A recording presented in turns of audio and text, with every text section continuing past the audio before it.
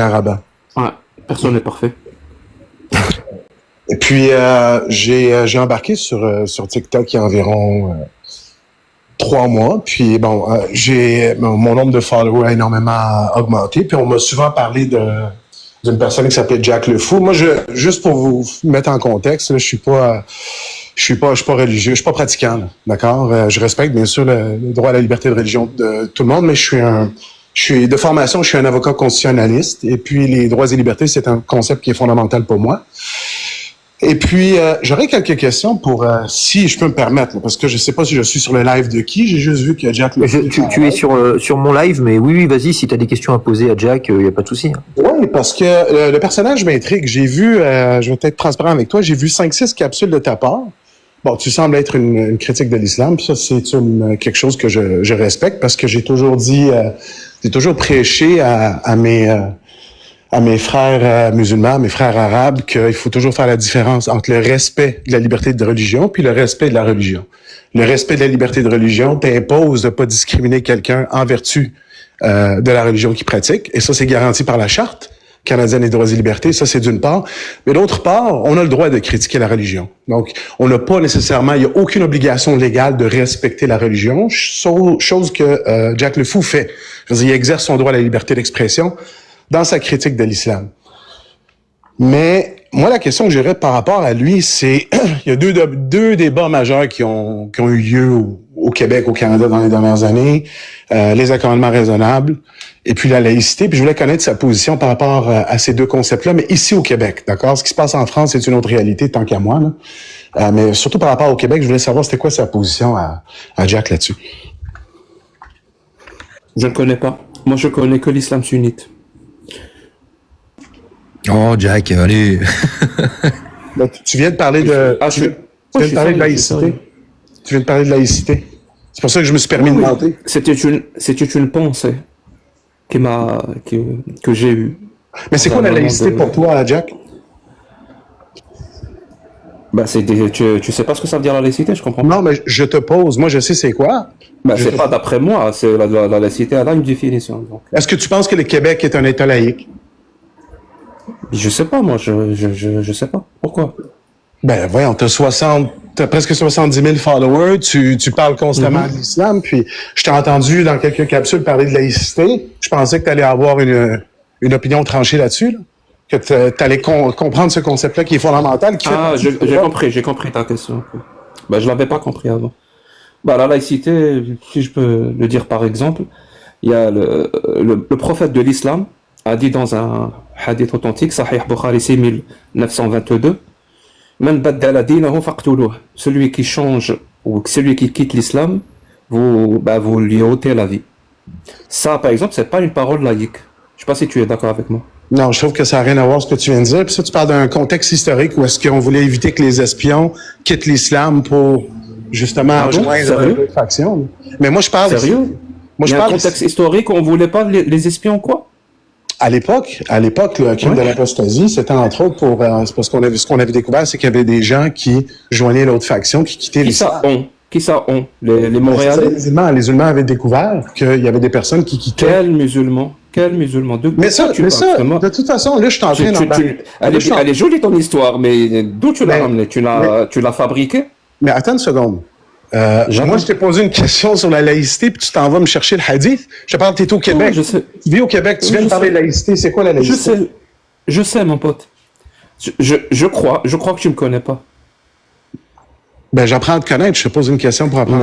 Merci. Et donc, je vais te dire un truc de moi. Je suis pas né de la dernière pluie. Ok?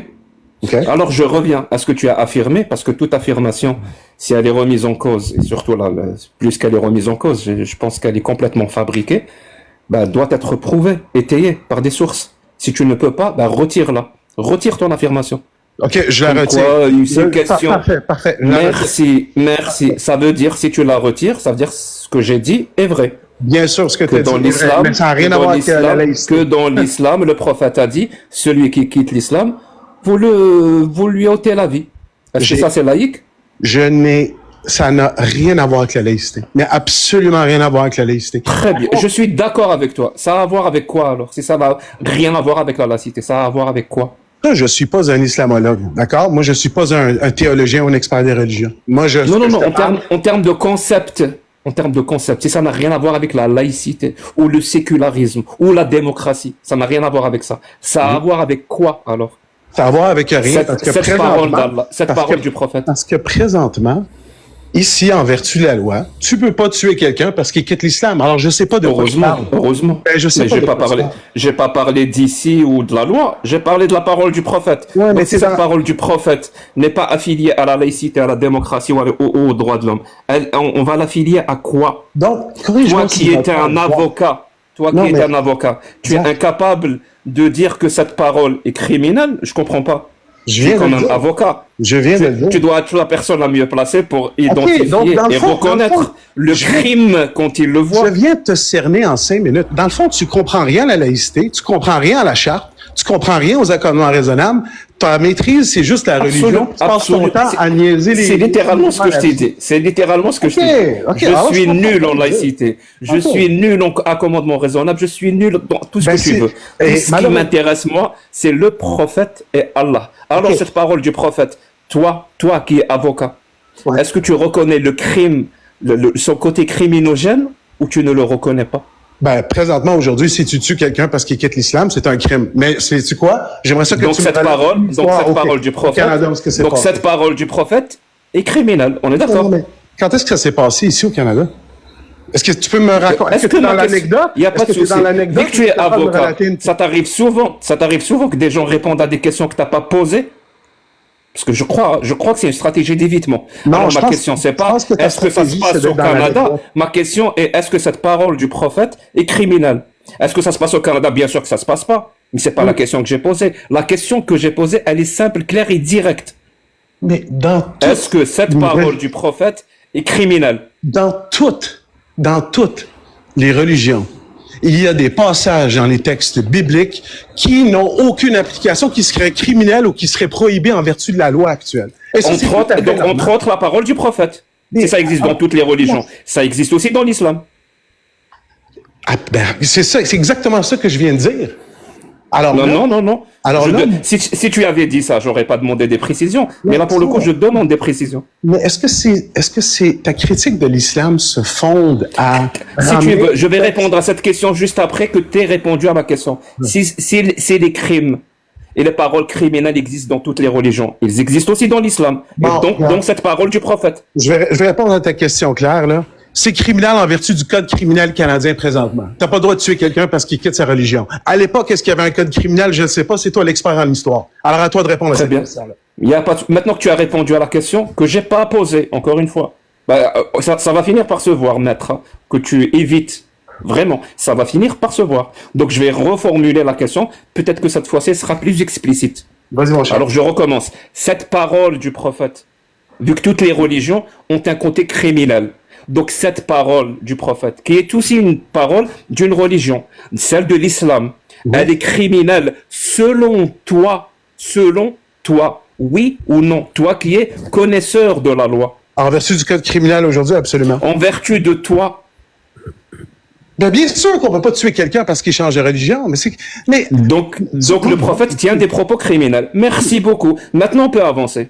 sais-tu qu'est-ce qui était criminel aux États-Unis il y a 60 ans? Je sais pas, je suis pas américain. De marier Je suis quelqu'un algérien. les couples interraciaux. Alors, je sais pas je sais pas de quoi tu parles exactement. Moi, je suis rentré ici. Honnêtement, je voulais te poser des questions sur ta compréhension des concepts de laïcité, d'accommodement raisonnable. Je sais. Mais la vie est injuste, maître. On fait Ok. pas. Mais est-ce que tu peux répondre à cette question-là maintenant que j'ai répondu Non, là, je suis à ta nul. question? Moi, je réponds qu'aux questions par rapport à l'islam sunnite. Ah, ok, d'accord. Alors, c'est ça ton shtick.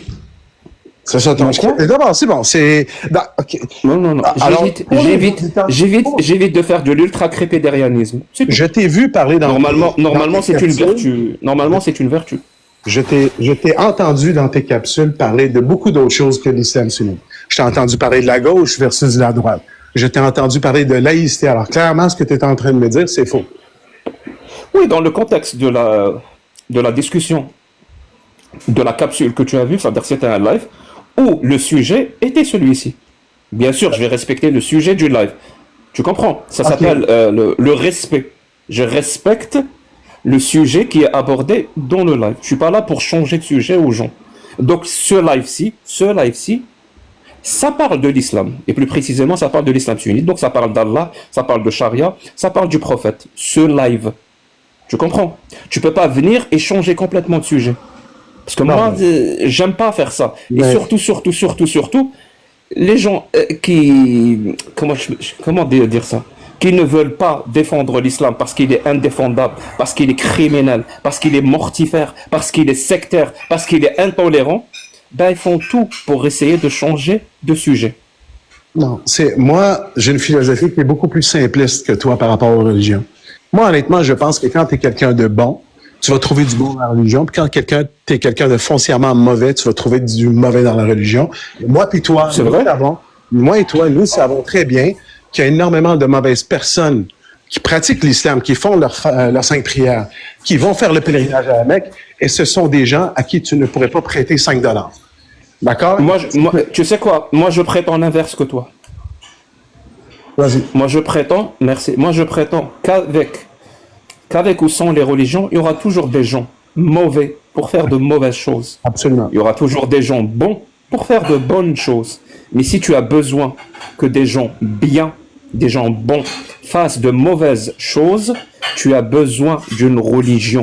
Il n'y a que la religion et son utilisation de l'autorité qui peut faire ou qui peut faire dire des choses atroces à des gens bien. T'en penses quoi? Tu vois, je pense pas comme toi. Et tu sais quoi? J'ai la preuve de ça. Tu la veux? Ouais, vas-y, donne-moi-la. Alors, vu que tu es un avocat, alors ma preuve va être une démonstration. Et dans ma démonstration, je vais même présenter une pièce à conviction, si tu me le permets. Et dans cette pièce à conviction, c'est Malik. Ma pièce à conviction, c'est Malik. Alors dis-moi Malik, toi qui es montréalais depuis 30 ans ou 33 ans, je ne sais plus le chiffre que tu m'as donné, je suis désolé.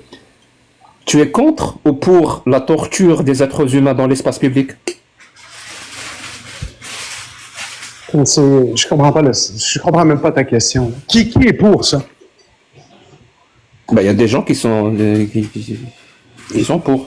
Il y a des gens qui sont pour torturer les gens. Quoi, tu parles de... Des croyants. Absolument. Oui, non, ne coupez pas la parole. Vas-y, Malik, pardon, quelqu'un t'a coupé la parole, mais... Je suis même pas certain du sens de la question. Tu me demandes si je suis pour la torture sur l'espace public, c'est ça que tu me demandes? Oui, la torture des êtres humains dans l'espace public. Oui, bien sûr. Moi, je suis contre. OK. Moi, je suis contre, et quel que soit le contexte. C'est-à-dire, il n'y a pas un contexte où je pourrais être pour. On ne touche pas à l'intégrité physique des gens. OK, mais quand est-ce que ça s'est passé ici, là? Merci. Donc, toi qui es contre la torture des êtres humains dans l'espace public, il y a un verset coranique qui dit, Allah dit,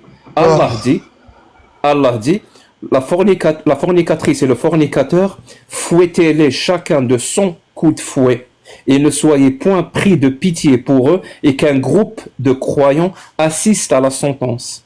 C'est un verset coranique. Donc si on fouette des gens dans l'espace public parce qu'ils ont fait l'amour, je suis désolé, mais fouetter des gens dans l'espace public, c'est de la torture. Donc j'imagine toi qui es contre la torture des êtres humains dans l'espace public, tu es contre ce verset. Ça, je suis contre ce verset, mais je te garantis que si je commençais à fourniquer sur l'espace public maintenant, la police me ramasserait à coups de bâton. Alors, je ne sais pas exactement... Non, j'ai pas parlé de forniquer dans l'espace public, j'ai dit torturer sur l'espace public. Vu que tu es contre ce verset, ouais. Et c'est la parole d'Allah, ouais. Donc Allah a tort ici.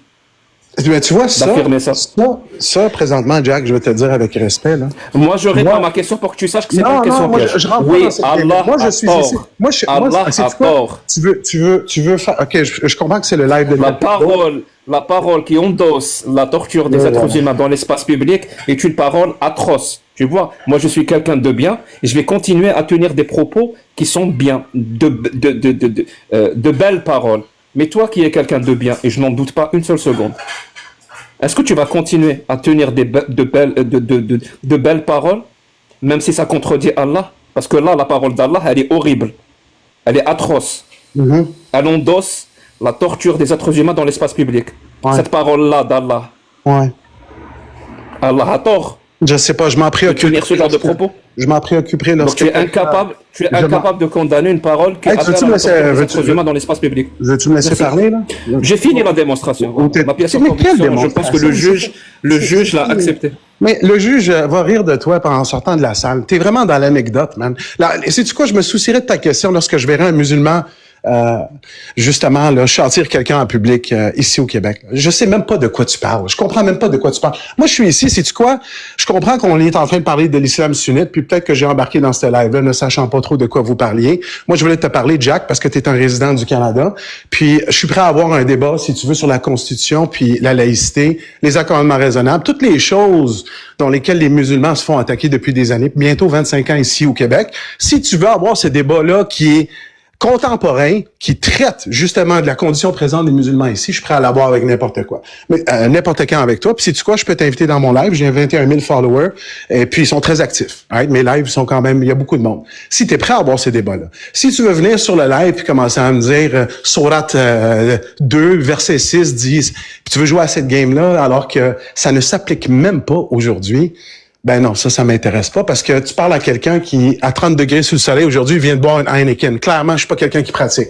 Alors, je ne suis pas l'auditoire que tu cherches. Si tu veux avoir ces débats-là avec quelqu'un, parle avec quelqu'un qui est pratiquant. Mais reste que je suis fier de ma culture parce que être musulman, c'est pas juste une religion, c'est également une culture. Il y a une culture qui vient avec ça. Alors, je suis fier de mon background. Je suis né au Maroc, je suis un arabe, je suis un musulman. Par contre, je vais tout le temps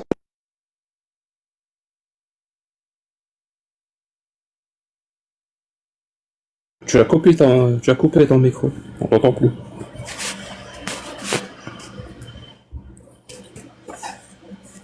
Oui. Allô? Où est-ce que j'ai coupé? Que tu étais fier Oui, alors je suis fier de ta culture musulmane. Ouais, alors Tu peux me donner un exemple parce que j'ai du mal à. De quoi tu es fier, par exemple, qui est en rapport avec l'islam? De quoi je suis fier qui a rapport avec l'islam? Oui, s'il te plaît. Tu sais que tu as vraiment une opinion très péjorative de l'islam. Je peux te comprendre. Parce Non, que tu tombes dans là le tu parles de moi, là tu parles de moi. Non, mais je vais répondre. Alors, à ta question. maître, tu sais ce que c'est qu'un attaque ad hominem ou pas? Oui, là, tu as laquelle question que tu veux que je réponde? Là? Tu connais l'attaque ad hominem? Attaque ad personam et attaque ad hominem. Alors, vas-y, La explique. question est, tu es fier de ton côté musulman, donc tu invoques l'islam, il n'y a pas de souci. Dis-moi, quelle chose dont tu es fier qui a un rapport direct avec l'islam? Tu peux m'en citer un exemple, au lieu de parler de moi et essayer de me discréditer dans une forme d'attaque ad personam et ad hominem? Mais t'es très susceptible. En quoi est-ce que je t'ai attaqué?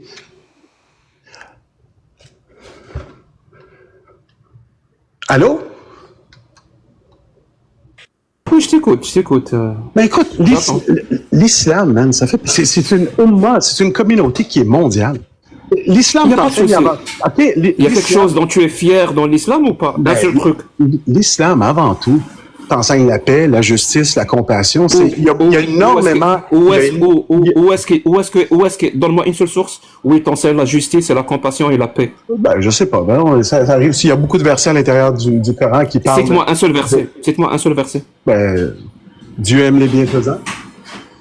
Dieu aime les quoi? Les bienfaisants. Ça veut dire quoi, ça, Dieu aime les bienfaisants? Et ton lien avec, mon point, c'est le C'est où ça? Où est-ce que je trouve ça? Alors, écoute, tu veux quoi? Si tu veux, je peux te citer le Code civil puis la charte. Je commençais pas à citer le Coran, là, puis là, je veux pas rentrer dans j'ai aucun problème avec la charte et le Code civil. Ah ouais? J'ai un problème avec les gens qui affirment qu'on peut promulguer la paix universelle OK. en s'appuyant sur l'islam. OK, Je suis désolé, je connais l'islam, c'est pas possible. Tu viens de dire que tu connais la charte. Pourquoi? Est-ce que tu es fier d'avoir la charte comme instrument ici qui régit justement le code de vie ici au Canada? Alors, juste pour que les gens comprennent, hein, il est prêt à parler de tout sauf de l'islam, mais je vais quand même répondre à ta question. Je veux pas parler d'islam. Voyons, c'est l'islam, c'est quelque chose. C'est pas une question d'être.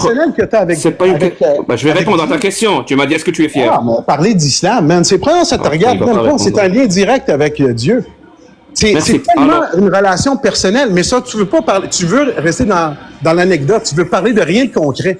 Absolument rien de concret. l'islam. Je crois que j'ai été très très concret depuis tout à l'heure, hein, sur ça là-dessus. Donc, D'accord. je vois pas pourquoi tu continues à m'attaquer comme ça. Sur Donc, ça je vais là-dessus. répondre, hein. Est-ce que je suis fier du code pénal ou de la charte ou du code civil québécois? Moi, j'ai un principe dans la vie, c'est je ne suis fier que des choses que j'ai fait, que j'ai produit. Ça n'a aucun sens pour moi d'être fier de quelque chose qui n'est pas de mon fait. Ça n'a aucun sens. C'est comme si je te disais, je suis fier d'être algérien. Je suis fier d'être, ou toi tu es fier d'être marocain. T'as rien fait. J'ai rien fait pour être algérien. J'ai rien fait pour être kabyle. J'ai rien fait pour être un homme. Par contre, si j'ai fait des trucs, tu me poses des questions, est-ce que tu es fier de ça? Soit je te dis oui, je suis très fier de ça. Soit tu dis non, je suis pas très fier de ça. D'ailleurs, je le regrette. Donc par rapport à la charte, la vraie question c'est comment tu la trouves, comment tu la juges. Et moi, je la juge excellente. Perfectible sur quelques points, mais excellente. Je l'accepte et je la comprends. Tu Ok. comprends ça? Alors, je vais te reposer la même question que tu m'as posée par rapport au Coran. Pourquoi est-ce que tu es fier de la charte? La question que tu me poses maintenant, c'est pourquoi je suis fier de la charte. Ouais. Tu viens de me dire que tu es fier de la charte, alors pourquoi est-ce que tu es Non, fier mais de ça? parce que je viens de te dire que je suis fier de la charte. Ben oui, mais si je t'avais répondu tantôt parce que je suis fier d'être musulman, point. Alors moi, je te demande pourquoi tu es fier de la charte. Non, mais sérieux, t'es avocat qui n'écoute pas ou c'est quoi le truc? Non, mais pourquoi tu es fier de la charte? Est-ce que t'es un bon avocat? Tu serais surpris. Premièrement, je t'ai dit, j'ai pratiqué comme avocat. Je ne suis plus avocat. J'ai Je pratiqué serais, pendant 12 je ans. serais très surpris de découvrir que tu es un bon avocat. Oui, je serais très surpris. D'accord. Alors, pourquoi est-ce que tu es fier de la charte? Est-ce capable de répondre à cette question-là? Mon pote, je viens littéralement de t'expliquer. Je viens de passer 2 minutes à t'expliquer que la question n'a pas de sens. On pose la question de fierté face à quelqu'un qui a fait quelque chose. Est-ce que tu es fier de ce que tu as fait? Par exemple, mais autre chose, est-ce que tu acceptes? Est-ce que tu comprends? Est-ce que tu partages? C'est pas est-ce que tu es fier? Ça n'a aucun sens. Je viens littéralement de t'expliquer simplement et clairement et tu n'écoutes pas. La question que tu me poses juste après, est-ce que tu es fier? Dans le fond, je suis en train de parler de pommes, tu es en train de parler de bananes, tu es en train de parler d'orange, tu es en train de parler de pommes. Parce que l'affaire, c'est que je n'aurai pas un débat sur l'islam avec toi parce que je suis capable de dire de manière humble que j'y connais pas grand-chose là-dedans. Mais une chose que je connais, c'est la loi ici qui s'applique au Canada. Pas celle de France, celle de Canada. Alright? Ça, c'est d'une part. D'autre part, il y a beaucoup de choses dans ce que tu dis qui sortent du cadre du Coran puis de l'islam. Et c'est là où est-ce que moi, je suis prêt à avoir un débat sur toi. Alors, si tu penses que les musulmans sont un danger ici au Canada, je suis prêt à avoir un débat avec toi n'importe quand. Si tu veux parler justement sur le port du voile, ça va me faire plaisir. Parce que ça, c'est un enjeu qui est avant tout juridique. Mais ça m'étonnerait beaucoup que tu veuilles débattre.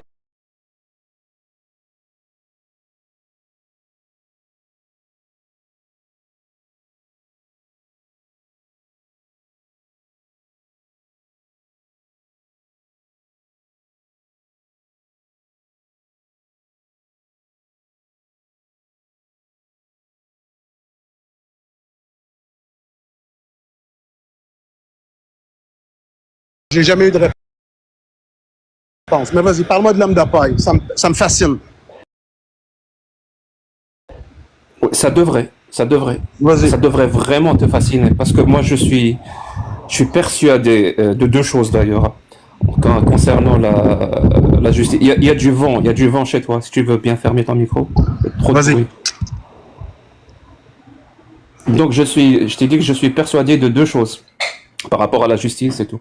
De un, je suis persuadé que le tribunal est le temple de la vérité, le temple de la raison. Je suis persuadé de ça. Et deuxièmement, à moindre mesure bien sûr, je suis persuadé que j'aurais fait un excellent avocat. Je pense que j'ai raté ma vocation. Mais bon, soit dit en passant, un bon avocat qui exerce dans un tribunal, donc le temple de la raison et de la vérité, je vois pas comment il ne maîtrise pas les sophismes et les paralogismes. Ça n'a aucun sens. C'est le béaba, tu vois. Je te dis. Je te parle tout à l'heure d'attaque ad hominem, d'attaque ad personam, de l'homme de paille. Ça, c'est des concepts basiques que tu devrais assimiler à tout prix, si tu travailles dans un endroit qui a pour objectif d'être le temple de la raison, le temple de la vérité. Ah ouais? Tu comprends ça? Donc l'homme de paille, c'est faire dire à quelqu'un ce qu'il n'a absolument pas dit et l'attaquer sur ce point. C'est-à-dire, tu vas fabriquer un homme de paille que tu vas nommer Jack le Fou et tu vas lui faire dire ce que moi je n'ai absolument pas dit. Par exemple, les musulmans sont un danger pour le Québec. Jamais je prononcerai une phrase aussi débile que ça. Jamais. Mais tu vas me faire prononcer cette phrase-là. Mais jamais. Tu vas pas me faire prononcer cette phrase-là à moi. Tu vas construire un homme de paille que tu vas faire tu vas faire beaucoup d'efforts pour faire passer cet homme de paille-là pour moi, et tu vas attaquer cet homme de paille-là, tu vas le frapper, et quand tu l'auras eu, parce que c'est un homme de paille, non seulement il peut pas rétorquer, mais tu peux lui faire dire ce que tu veux, tu vas lui dire, tu vas affirmer, vous voyez, j'ai eu raison face à Jack, alors que non, mon pote, rien à voir. Ça s'appelle le sophisme de l'homme de paille. Maintenant, si tu maintiens que j'ai affirmé que les musulmans sont un danger pour le Québec, vas-y. Ça, c'est une accusation très grave. Je le prends personnellement. Okay. Donc, arrête de victimiser. Et je te dis direct, non seulement c'est une accusation calomnieuse qui touche à ma réputation. Parce que prononcer ce genre de phrase, ça touche directement à ma réputation. Donc, c'est de la diffamation. Donc, s'il te plaît, soit tu apportes des preuves de ce que tu viens de me faire dire, comme quoi j'ai dit que les musulmans sont un danger pour le Québec, soit tu retires cette affirmation et tu t'excuses. Et je pourrais accepter tes excuses. Ok. Et tu sais pourquoi je vais les accepter? Parce que j'ai un principe qui s'appelle le principe de charité. Voilà. Je vais attribuer ça à l'incompétence et à l'ignorance au lieu de dire que c'est de la malice. D'accord. Est-ce que je peux parler maintenant? Je peux parler? Alors. Je ferme mon micro, c'est que tu peux parler. C'est très intéressant ce que tu viens de dire parce que là, tu es vraiment rentré dans mon créneau. Alors, premièrement, j'ai jamais dit que tu as affirmé. Ce que j'ai dit, c'est qu'il y a beaucoup de gens au Québec qui affirment que les musulmans constituent un danger. Et je suis arrivé sur ton live en te posant des questions qui sont claires. Maintenant, si tu penses que j'ai dit ça, que j'ai dit que tu as dit que les musulmans représentent un danger et que tu veux que je m'excuse, je ne vais pas m'excuser. Sais-tu pourquoi? Parce que c'est pas de la diffamation en droit québécois. Alors, va te renseigner sur c'est quoi de la diffamation en droit québécois, là. C'est quelque chose qui nuit intentionnellement à la réputation d'une personne qu'on peut identifier et qui est fausse, qui est injustifiée et surtout, il faut que tu aies subi un préjudice. Alors, bonne chance si tu veux venir prouver ça contre moi. Mais là, bienvenue dans mon terreau. Parce que là, on est sorti de la discussion sur les anecdotes de l'islam. Là, tu es en train de rentrer sur mon terrain de jeu. Fait qu'avant d'utiliser des termes que toi-même tu maîtrises pas comme des affirmations calomnieuses puis diffamatoires, check yourself. Et la deuxième des choses, je suis rentré dans ton live pour avoir une discussion saine avec toi puis je t'ai posé une question. Je t'ai dit, c'est quoi la laïcité pour toi, Jack? Puis sais-tu quoi, t'es rentré dans l'anecdote religieuse parce que tu sais pas parler de ces concepts-là. Puis je t'ai posé, pourquoi est-ce que t'es fait de la charte? La même question que toi, tu m'as posée, mais t'es incapable d'y répondre because you don't know jack squat à propos de la Charte canadienne des droits et libertés. Tu restes dans l'anecdote religieuse et c'est ça ton confort. Puis si on essaie de dévier de ça... Oui, Malik, les attaques... Malik, s'il te plaît, Malik, les attaques personnelles, on s'en fout. Ça sert à rien de faire un résumé du débat. Tout le monde a écouté. Viens-en au fait. C'est quoi le truc? Allez. Viens, démute-toi et dis si t'as une question, ou si tu veux répondre à la question de Jack qui t'a posée tout à l'heure. Est-ce que tu es pour ou contre torturer des gens sur la place publique? Tu vois, moi, par exemple, je peux y répondre facilement. Je suis contre. Et toi, tu es pour ou contre? Tu peux te démuter, Malik. Non, pour sa défense, il a déjà répondu à cette question. Il a dit qu'il était contre. Ben, qui est pour ça? C'est une question tellement...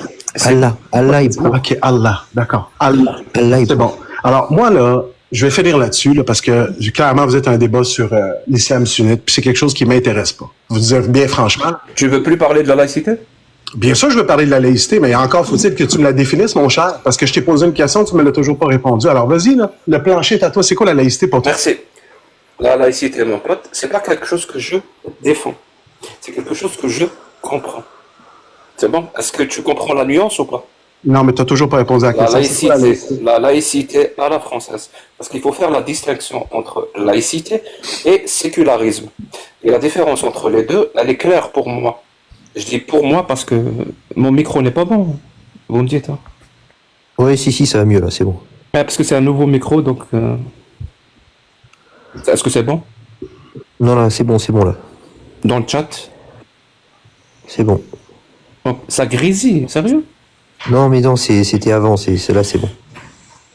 Ok. Donc je disais, il faut faire la distinction entre sécularisme et laïcité. Et la différence entre les deux, c'est justement, parce que moi je vais pas te donner la définition de la laïcité d'après 1905, qui est la séparation de l'État Non, il y a une et de définition l'Église et blablabla. Je vais te donner en concrètement ce que c'est.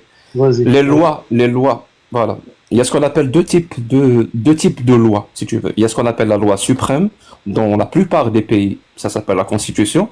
Et il y a la législation, c'est-à-dire il y a un législateur qui vient après promulguer des lois. Et ces lois-là, quand elles sont effectives, elles ont pour but de limiter ces droits-là. Par exemple, dans la Constitution, tu as la liberté d'expression qui est définie, qui est un droit que les citoyens disposent. Après, il y a des lois qui vont limiter ce droit-là, donc celui de la liberté d'expression. Pareil pour la liberté de culte et de conscience. Pareil pour le droit de circulation. En fait, tous les droits, qu'ils soient des droits individuels ou des droits collectifs. Il y a des lois d'après le législateur, qui va les limiter. Et tout dépend quelle est la justification de ces lois-là. Si dans ces lois-là, dans leur formule, et on intègre religion, quand on va quand on va délimiter ces droits-là, on intègre le mot religion de manière spécifique, on est en train d'aller vers la laïcité. Mais si on n'intègre pas, on reste toujours dans le sécularisme. Pourquoi je dis on reste toujours dans le sécularisme? Parce que par définition, pour moi, toutes les démocraties, et tu vas trouver cette définition-là sur l'ONU.org, il y a eu ce qu'on appelle un comité qui a travaillé sur ça, qui a défini clairement et simplement ce que c'est que la démocratie dans son versant libéral, bien sûr. Donc, quand on parle des droits et libertés et de l'égalité, tu vas trouver que le sécularisme est intrinsèque à la démocratie moderne. La défense des droits de l'homme est intrinsèque au sécularisme. C'est-à-dire, par définition, si tu es un pays démocratique, tu es en train d'appliquer le sécularisme. C'est-à-dire, tu sépares déjà ce qui est religieux et ce qui est législatif. C'est-à-dire dans la forme effective où il limite des droits. Par contre, la laïcité, elle va dans un autre sens. C'est-à-dire, elle va limiter des droits et dans sa limitation, elle va donner le mot religion. Je te donne un exemple. La loi 21 au Québec qui va interdire les signes ostentatoires religieux, tu vois, les signes ostentatoires religieux pour les personnes en position d'autorité au sein de l'État. C'est-à-dire là, elle intègre le mot religion, alors que dans un sécularisme, elle ne va jamais intégrer le mot religion. Même si elle pourrait interdire la même chose, mais le mot religion, tu ne vas pas le trouver. Ni le mot d'appartenance religieuse, ni rien du tout. Par exemple, pour interdire le niqab, tu vas trouver interdiction de cacher son visage. C'est un exemple. Est-ce que cette loi-là, elle est plus laïque? Non, elle n'est pas laïque. Parce qu'elle n'a pas la définition, elle interdit un vêtement religieux. Elle interdit quelque chose pour tout le monde. Et il se trouve que le niqab, c'est le fait de cacher son visage, donc c'est interdit. Tu vois la distinction et la nuance qui existe entre le sécularisme et la laïcité? Maître. J'ai jamais entendu quelqu'un me donner une définition aussi nulle de ce que c'est que la laïcité, puis je te dis avec respect. Clairement, tu sais pas de quoi tu parles. La laïcité, tu aurais pu me la résumer en une phrase. C'est la séparation de l'État et de la religion, point final. Et la question ici, à savoir si on est dans un État laïque ici au Québec, si oui, sais-tu pourquoi? Parce qu'il n'y a jamais eu, depuis fort longtemps, depuis l'époque de Duplessis, une influence de la religion sur nos institutions ici. Aucune. Il n'y a jamais eu un projet de loi depuis l'époque de Duplessis où il y a eu une influence religieuse quelconque. Alors, pour résumer, là, c'est un débat qui est faux ici au Québec. Et là, ce que je vois, c'est qu'il y a plusieurs de tes followers qui tombent dans le même piège que toi, qui pensent que vous êtes en train de réinventer la roue avec votre définition savante de la laïcité, mais vous êtes complètement à côté de la traque. Le Québec, c'est un État laïque, et ça fait 20 ans qu'on a un débat là-dessus, sur les accommodements raisonnables, sur la laïcité depuis quelques années. Et puis, c'est un débat pour enrhumer du crétin. Et à cause de ça, on fait valoir, tu as mentionné le projet de loi 21. Le projet de loi 21, là, l'interdiction des signes ostentatoires, c'est projet de loi qui est inconstitutionnel. C'est pour ça qu'ils ont fait valoir la clause dérogatoire, la clause grand-père, pour le faire passer. Parce qu'ils ne sont pas capables de donner un exemple où est-ce qu'il y a une employée de l'État qui a fait preuve de prosélytisme. Jamais. Ok, mais du coup, c'est bien de critiquer l'islam ou pas? Du coup, on a le droit ou Bien pas? sûr que c'est bien de critiquer l'islam. Sais-tu pourquoi c'est bien de critiquer l'islam? Pas c'est bien. On a le droit de critiquer l'islam. Sais-tu pourquoi on a le droit de critiquer l'islam? À cause de la Charte canadienne des droits et libertés et de la liberté d'expression. Ok. Je l'ai mentionné au début du live. Est-ce que tu nous encourages à le faire? Mais ça fait partie de votre... C'est pas une question d'encourager. Ça fait partie de votre droit à la liberté d'expression. Moi, là, je défendrais demain quelqu'un qui prétend que l'islam est un cancer. C'est là où est-ce que vous m'avez très mal discerné. Je ne veux pas entrer dans un débat sur la religion parce que je ne suis pas un islamologue, je ne suis pas expert là-dedans, je ne pratique pas, ça ne m'intéresse pas. Ok, je te donne encore 30 secondes pour le mot de la fin parce qu'ici on parle de l'islam et je pense que là ça a assez duré. Non. Non, c'était très... Je pense que c'est un débat qui est très intéressant. Jack, j'accepte ton veto. Je pense que c'est un débat qui est très contemporain, qui est très intéressant. Puis sais-tu quoi, qui va faire pas mal plus avancer les mentalités que de dire que dans la sourate 2, verset 31, Allah subhanahu wa ta'ala a dit ça. Ça, là, c'est des affaires qui nous mènent à rien, ça. Parce que la religion, c'est avant tout une relation personnelle et directe que tu as avec le divin, et ça ne regarde personne. On est combien? On est 1,7 milliard de musulmans à travers le monde. C'est inutile. T'es en train de dire ce qu'on fait, c'est inutile. Absolument, parce que sur 1,7 milliard de musulmans dans le monde, il y a probablement 1,7 milliard de façons différentes de pratiquer l'islam. En bout de ligne, ce sont des bons... Pourquoi ça te dérange si ce qu'on fait est insignifiant? Parce que ce qu'on a fait, là, c'est qu'est-ce que tu fais, Jack Le Fou? Tu contribues à avoir un faux débat qui ne mène absolument à rien. Je viens de te demander une question claire sur ce que c'est que la laïcité. Tu ne sais pas de quoi tu parles, mais je suis certain que tu es parmi les premiers à avoir une opinion là-dessus. Et on continue à avoir des débats qui sont futiles ici au Québec, qui sont mis de l'avant par des gouvernements qui sont incompétents. Regardez, donc tu ne comprends pas pourquoi on expose et on dénonce l'islam. C'est ça en gros, si j'ai bien compris, tu ne comprends pas pourquoi. My God. Sais-tu quoi? Présentement, là, dans le monde, dans ce que je vis, là, l'islam ne constitue pas un danger pour moi. La façon que les gens pratiquent l'islam ne constitue pas un danger pour moi parce que j'ai pas vu quelqu'un qui a été battu sur la place publique ou qui a été tué parce qu'il a décidé de se reconvertir. Donc il faut attendre... Deux secondes. Donc il faut attendre qu'il y ait des gens qui ont été battus et tués au nom de l'islam pour avoir le droit de le dénoncer, de l'exposer. J'ai bien compris ton argument. Si tu veux continuer à avoir des débats hypothétiques, tu peux le faire. Si tu veux rester dans l'anecdote, tu peux le faire. Oui. La journée, Jack, où est-ce que tu veux avoir un débat... Est-ce que c'est... Mon pote, je suis en train de discuter ton argument. Tu veux bien respecter ta propre parole? Je comprends que je puisse te rappeler que tu dois respecter ma parole, mais je dois aussi te rappeler de respecter ta propre parole. Tu viens d'utiliser un argument. Je le mets en marche. Je vois ce qu'il donne. Donc tu dis, ce que vous faites est inutile. Parce que je n'ai pas vu ici quelqu'un se faire tuer ou se faire battre à cause de l'islam. Donc il faut attendre que quelqu'un se fasse tuer ou battre au nom de l'islam pragmatiser, pardon, je suis désolé, Jordan X. Donc pragmatiser au nom de l'islam pour que ce qu'on fait, c'est-à-dire dénoncer les textes de l'islam, ça soit utile. Est-ce que c'est ça ton argument? Parce qu'il est claqué au sol, c'est ça ton argument. Tu sais qu'il y en a déjà eu des musulmans ici qui ont commis des crimes puis qui ont invoqué la religion. Tu peux te rappeler justement du procès de Shafia en Ontario, un gars qui a battu sa fille parce qu'elle sortait avec un non-musulman. Et ça, c'est un geste qui est absolument déplorable. Mais je peux te garantir. Très bien. Tu peux répondre à ma question? Ben, écoute, si tu veux continuer à avoir un débat sur quelque chose pour éviter quelque chose qui va se passer, tu peux le faire. Mais au moment où est-ce qu'on se parle, là, notre communauté à nous autres... Donc c'est utile ce qu'on fait. Sais-tu qu'est-ce qui serait plus utile? Puis je te le soumets humblement, là. Au moment où on se parle, notre communauté, là, la communauté arabe ici au Québec, fait face à un des plus gros chômages. C'est quoi la communauté arabe? Ben, la communauté maghrébine. On parle de la Tunisie, on parle de l'Algérie, puis on parle des Marocains ici, là. Ici. Donc moi inclus. Donc tu parles en mon nom, là, si j'ai bien compris. Parce que je suis algérien. Ben, et j'habite au Québec. Ben, t'es pas un arabe, je sais pas ce que t'es. Je sais pas qui sont tes parents. Je suis algérien. Est-ce que tu parles en mon nom, là, maintenant, ou pas? La communauté... Oui, la communauté dont je fais partie ou pas? Je sais pas, ça c'était libre à toi de choisir. Tu vois comment la communauté maghrébine ici, présentement au Québec, tu as proposé ce libre choix à tous ceux dont tu parles ou ils n'ont pas le choix d'appartenir à cette communauté dont tu es le représentant? Tu leur as proposé le choix d'y appartenir ou pas à cette communauté?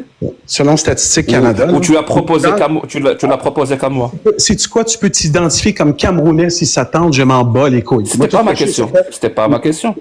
La plupart, en fait, tous les Marocains, Algériens, Tunisiens que je connais personnellement s'identifient comme étant des Arabes puis des Maghrébins. Okay? Donc là, tu as donc ton expérience personnelle comme un argument. Okay. C'est joli. Venant d'un avocat, je m'attendais à mieux. Okay, mais c'est pas grave. Selon Statistique Canada... Depuis tout à l'heure, tu nous as habitués à des raisonnements fallacieux. Ouais, fallacieux? Ben vas-y. Sais-tu quoi? Si c'était fallacieux, tu peux me dire. Ça s'appelle la généralisation. Ça s'appelle la généralisation abusive.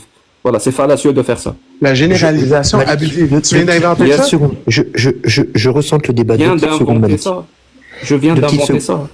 Oui, non, deux secondes. Je veux résumer quand même la situation rapidement. Malik nous dit que c'est inutile aujourd'hui de critiquer l'islam. Autrement dit, attends 2 secondes, s'il te plaît, 2 secondes. J'en ai pour 2 secondes, s'il te plaît. Autrement dit, c'est inutile d'offrir le droit aux musulmans de France et du Québec d'écouter une critique de leur dogme, parce que on vit pas dans un pays chariatique. Donc voilà, il faut pas offrir aux musulmans de France et du Québec une critique de leur dogme, parce que c'est inutile. Merci. Moi, je trouve que c'est un très bon argument, Malik. Je dirais même mieux que ça, Jordan, que ça. Une bonne critique rationnelle et logique, sans essentialisme et sans paternalisme de leur dogme. C'est-à-dire une critique de bonne qualité. Malik, tu peux te démuter si tu veux. Comment vous êtes arrivé à cette conclusion-là quand j'ai dit clairement que même avec les frères avec qui je parle, je leur dis tout le temps qu'il faut tout le temps faire la différence entre le respect de la liberté de religion puis le respect de la religion, puis qu'il n'y a personne en vertu du droit canadien qui est obligé de respecter ta religion. N'importe qui ici, en vertu de notre belle charte, est capable de critiquer la religion et il a le droit de le faire sans avoir peur face à sa santé et sa sécurité. Et ça, je reste ferme là-dessus. On a le droit de critiquer les pratiques, les objets de culte. Il n'y a aucune obligation de respecter ceci. OK? Alors, là-dessus, je suis ferme. Ce que tu viens de dire, c'est totalement faux. Alors, ça, c'est de 1. Je crois que tu n'as pas compris ce qu'on fait. Et je vais te l'expliquer clairement, comme ça va peut-être enlever quelques quiproquos entre toi et moi. Parce que je continue à faire confiance à ta bonne volonté, voilà, à tes intentions qui ne sont pas mauvaises. Je pense qu'il y a juste des quiproquos entre nous. Je vais te l'expliquer et après je vais utiliser un exemple simple pour étayer mon propos. Ce que moi je fais, c'est que moi je pense que c'est plus préférable que le maximum de gens dans une société aient une analyse, une approche matérialiste de la société et de la réalité. C'est-à-dire, plus il y a des gens qui ont une approche matérialiste, vraiment pour le coup matérialiste, comme expliqué par Karl Marx ou autre, mieux c'est pour la société. Et plus il y a des gens qui ont une approche, pour le coup, idéaliste, c'est mauvais pour la société. Et il se trouve, cher maître, il se trouve que la religion, que ce soit l'islam ou n'importe quelle autre, ce n'est pas une approche matérialiste du monde. C'est une approche purement idéaliste. Ça veut dire, on va invoquer des forces supérieures qui sont complètement déconnectées des conditions, que ce soit économiques ou sociales, de l'être humain. C'est-à-dire, c'est plus l'être humain qui fabrique ou qui produit les idées. Les idées, c'est un monde à part qui nous vient de loin. Et par cette distance, il jette sur nous une autorité qui quelquefois devient tellement puissante, devient tellement importante qu'elle en devient un handicap et qu'elle fait de ce citoyen-là un mauvais citoyen. Il a le droit de croire ce qu'il veut. Tout le monde a le droit de croire ce qu'il veut. Ils ont le droit d'exprimer ce qu'ils veulent. Tout le monde a le droit d'exprimer ce qu'il veut. Mais moi, j'essaye d'analyser et de propager au maximum une bonne approche, celle du matérialisme. Et pour ce faire, ça veut dire je vais essayer d'expliquer que les conditions qui ont amené le Coran, par exemple, qui ont amené le prophète, n'a rien de divin. C'est une production 100% humaine. C'est-à-dire, je vais expliquer par des sources, des exemples, sources à l'appui, et par le Coran, la Sunna, le consensus, ça veut dire toute la méthodologie sunnite, je vais expliquer et je vais apporter cette analyse-là auprès de mes concitoyens musulmans, qu'ils soient algériens ou québécois ou canadiens, ou appelle ça comme tu veux, ou français. Je vais leur donner cette approche, cette analyse matérialiste de leurs conditions et leur expliquer pourquoi le Coran ne s'explique que par sa période de production qui est l'Arabie Saoudite au 7e, 8e, 9e siècle. Impossible qu'il y ait un être divin, donc Allah, qui ait dit ce genre de paroles. Par exemple, les épouses, frappez-les, coupez la main du voleur, fouettez les fornicateurs, coupez les mains et les jambes, et toutes ces horreurs-là. Et bien d'autres, par exemple, par rapport à l'esclavage et tout. J'essaie de leur apporter cette analyse-là. Et sans aucune animosité envers les croyants, sans aucune once de paternalisme ou d'essentialisme ou un côté hautain non, je leur apporte exactement l'analyse que je fais et la plus irréfragable possible. Et moi je pense que non seulement j'ai le droit de le faire, mais c'est un devoir de le faire. Et les gens qui empêchent, je te le dis, les gens qui essayent de nous empêcher que ce genre d'analyse qui est pertinente aujourd'hui en 2025, c'est-à-dire une analyse matérialiste du monde, il nous empêche qu'on donne accès, accès à ça aux musulmans, juste parce qu'ils sont musulmans. Je pense qu'ils ont un réflexe paternaliste et essentialiste. Je dirais même raciste. Ça veut dire que si tu es chrétien, on va t'accorder ce droit-là, que ta religion soit critiquée. On va t'accorder le droit de voir pourquoi, par exemple, Jésus a dit ce genre de merde. On va t'expliquer que ça n'a rien de divin. On va tout expliquer. Ce qui va faire des chrétiens des gens qui vont dissocier la religion de leur propre identité. Ça va faire de ces chrétiens-là des gens qui vont comprendre la nature même humaine de la religion. Ils vont même apostasier par grand nombre, et même s'ils n'apostasient pas, leur rapport à la religion n'est plus le même qu'avant. Alors que les musulmans, non seulement ils ont le droit à ça, mais ils ont soif de ça. On a soif de ça. Parce que là, je parle au nom des musulmans et je m'inclus dedans. En tant qu'Algérien, on a soif de ça. D'analyse réellement pertinente et matérialiste du monde. On a soif de ça. On en a marre des gens qui nous bloquent, qui essayent de nous empêcher d'accéder à la modernité. On en a marre de ça. On en a marre de ça. Et tu sais quoi? Je t'ai dit, je vais t'expliquer et après, je vais étayer mon explication avec un exemple. Eh ben, je vais te donner cet exemple-là. Je vais te citer l'article 18 de la Déclaration des droits de l'homme de 1948, qui dit « Chaque être humain a le droit d'avoir ou de ne pas avoir de religion. Chaque être humain a le droit de changer de religion. Chaque être humain a le droit de quitter sa religion. Chaque être humain a le droit de pratiquer sa religion, que ce soit en privé ou en public, seul ou en groupe. » Ça, c'est une parole humaine de 1948. dont les fameuses rédactrices, c'est Eleanor Roosevelt. Cette parole-là, quand je la compare à la parole du prophète qui dit « Celui qui quitte l'islam, ôtez lui la vie ». Alors je te pose la question, maître, pour voir si cette autorité-là, elle a des effets sur toi et elle t'empêche de réfléchir ou pas. À ton avis, quelle est la meilleure parole? La parole de cette femme, Eleanor Roosevelt, ou c'est la parole du prophète concernant la liberté de culte et de conscience? Donc l'article 18 ou le Sahih Bukhari 1922. Je réponds à ma propre question pour que tu comprennes que ce n'est pas une question piège. La parole de la Déclaration universelle des droits de l'homme de 1948 sur ce point-là de la liberté de culte et de conscience est 1000 fois, 1 milliard de fois supérieure à la parole du prophète et à la parole d'Allah. Est-ce que tu peux dire de même?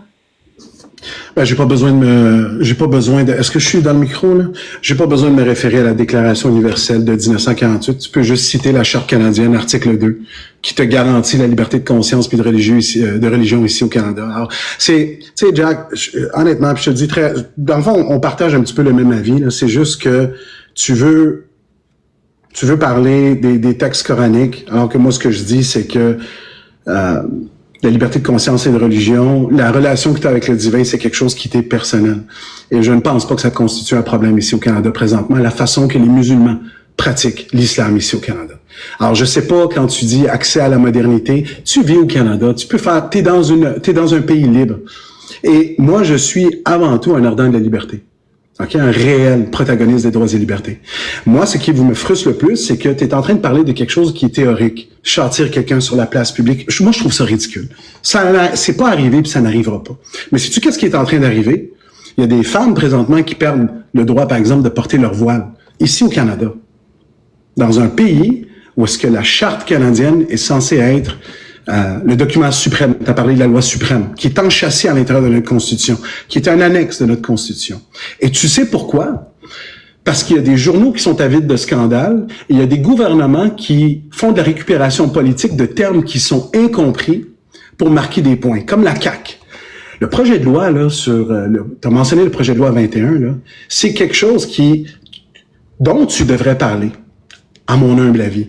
Parce que ça vient affecter notre communauté ici. Sous aucun prétexte, est-ce qu'on devrait interdire à une femme de porter le voile? Pour moi, interdire à une femme de porter le voile, t'es aussi pire que la personne qui l'impose. Et ça, dans une société libre et démocratique, c'est absolument inacceptable pour moi. Et une des raisons pour laquelle on en est rendu là, c'est que ça fait 25 ans maintenant, plus précisément depuis le 11 septembre 2001, genre de date où on sait tous où est-ce qu'on était. Moi, le 11 septembre 2001, j'ai commencé ma deuxième année à l'école aux États-Unis. J'avais eu une bourse pour aller jouer au hockey, au football. Ma première année aux États-Unis était une année mémorable. Ma deuxième année était l'enfer. La première date du début du calendrier scolaire aux États-Unis, c'était le 11 septembre 2001. Et depuis ce temps-là, ma vie en tant que musulman, elle a changé. Au niveau de la perception des autres, au niveau de la regard des autres, au niveau de mes déplacements aux États-Unis, au niveau... Mais attends, mais Malik, t'es musulman? Mais je suis, tu sais, je suis pas pratiquant. Je suis né au Maroc. Alors, je suis de confession musulmane de manière naturelle. Je trouve le concept un petit peu ridicule, mais si tu veux vraiment savoir où est-ce que je me situe du côté de la religion, je ne suis pas pratiquant. Je suis à peine croyant. Ok, alors, mais du coup, tu rejettes la loi d'Allah qui dit de torturer des gens sur la place publique. Bien sûr que, écoute-moi, frère, me poser si je suis pour que quelqu'un se fasse torturer sur la place publique, je trouve que c'est une question ridicule. Mais je sais une chose. C'est que... Attends, c'est quoi ça naturel? J'arrive pas à percuter. Ça veut dire que moi qui suis algérien, je suis musulman? Forcément? C'est naturel? Tant qu'à moi, c'est le ridicule de la religion, c'est que si t'es né au Maroc, c'était soit musulman ou soit t'es juif, de confession. Naturellement, tu grandis... Je suis algérien, donc je suis... Pour toi, je suis musulman. Ben, est-ce que ton père était de confession musulmane? Oui, mes parents sont musulmans, oui. OK, ben alors, si tu as choisi de rejeter l'islam, c'est libre à toi. Ça, c'est Très bien. Est-ce que pour toi, je suis musulman? Pour que les gens comprennent, est-ce que tu es dans l'amalgame le plus total, mais vraiment, ou alors pas du tout? Tu restes quand même nuancé. Est-ce que je suis musulman d'après toi? Écoute, est-ce que tu es musulman? C'est à toi de répondre à la question si tu es musulman. C'est pas à moi de répondre à ça pour toi, là. Mais je sais une chose, c'est que si tu en appliquant ton raisonnement, je suis musulman ou pas? Le même que tu as appliqué pour te définir musulman. Si je suis né au Maroc, de facto, je vais grandir dans un milieu musulman, avec mes parents qui pratiquent, mes grands-parents qui pratiquent. J'ai grandi dans un milieu musulman. Jusqu'à temps que je développe l'âge de la raison. Jusqu'à temps que je développe l'âge de la raison et le pouvoir de discernement de faire moi-même mes choix. Ça fait 30 ans que tu es au Québec. Moi, j'ai grandi toute ma vie en Algérie, dans un milieu musulman, contrairement à toi. Est-ce que je suis musulman d'après l'analyse qui te permet de te dire musulman? Non, écoute, Jack, arrête avec ces questions-là que je trouve. Ça, c'est libre à toi de répondre. Et sérieusement, je m'en fous que tu sois musulman ou que tu sois juif. J'en ai rien à faire. Excellent. Maintenant qu'on sait que tu t'en fous que je sois musulman ou pas, est-ce que je le suis? OK, je sors de cette question-là. Là, j'étais en train de parler de quelque chose Pourquoi? Elle te dérange? Elle te dérange la question? Non, mais en quoi est-ce que ça avance le débat que tu sois musulman? Parce que j'essaie de démontrer, preuve à l'appui, que tu essaies au maximum de créer de la confusion. Absolument. Tu tiens à amalgamer identité à la religion, à tel point où tout discours qui va être contre l'islam, qui est une religion, va forcément, d'après tes propres dires et ta volonté de confusion, tu as tellement amalgamé les deux, va forcément être un discours non seulement contre les musulmans, mais toi tu vas encore plus loin, contre les musulmans, contre les Marocains, contre les Algériens, contre... Et mon pote, ça va un peu. C'est ça que tu peux pas d'un côté dire d'après la charte, et je suis pour ce droit-là, on peut critiquer les religions et d'un côté dire et faire tout en possible pour créer de la confusion, pour dire cette religion-là, l'islam, c'est pas comme les autres religions, parce que l'islam, c'est en même temps les Maghrébins, c'est en même temps les Marocains, les musulmans, les Algériens, les Tunisiens, c'est soit l'un, soit l'autre. Je suis algérien. Est-ce que pour toi, je suis musulman? Est-ce que ça suffit pour que je sois défini comme musulman? You are who you are, and I don't care. Ok, maintenant qu'on sait que tu t'en fous, est-ce que pour toi, je le suis? Ben, je sais pas. Je sais pas si, c'est pas une question que je t'ai posée. Je ne vais pas parler de ta foi ou de ta... C'est quelque chose qui me regarde pas, sérieusement. Alors, on est juste... Est-ce que les musulmans existent? Les musulmans existent ou pas, d'après toi?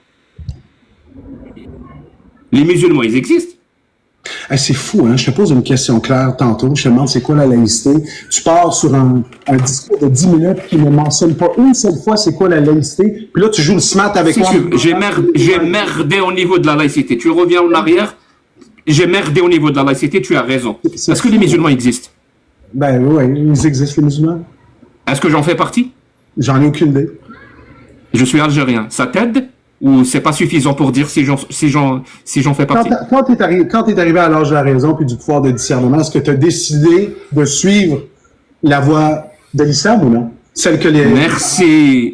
Ça, c'est une excellente remarque. Ça veut dire qu'il faut attendre de voir si la personne, à l'âge du raisonnement, donc à l'âge de la raison, elle a décidé ou pas. On va laisser ce choix de mots pour moi qui ne me convient pas, mais je vais l'utiliser quand même.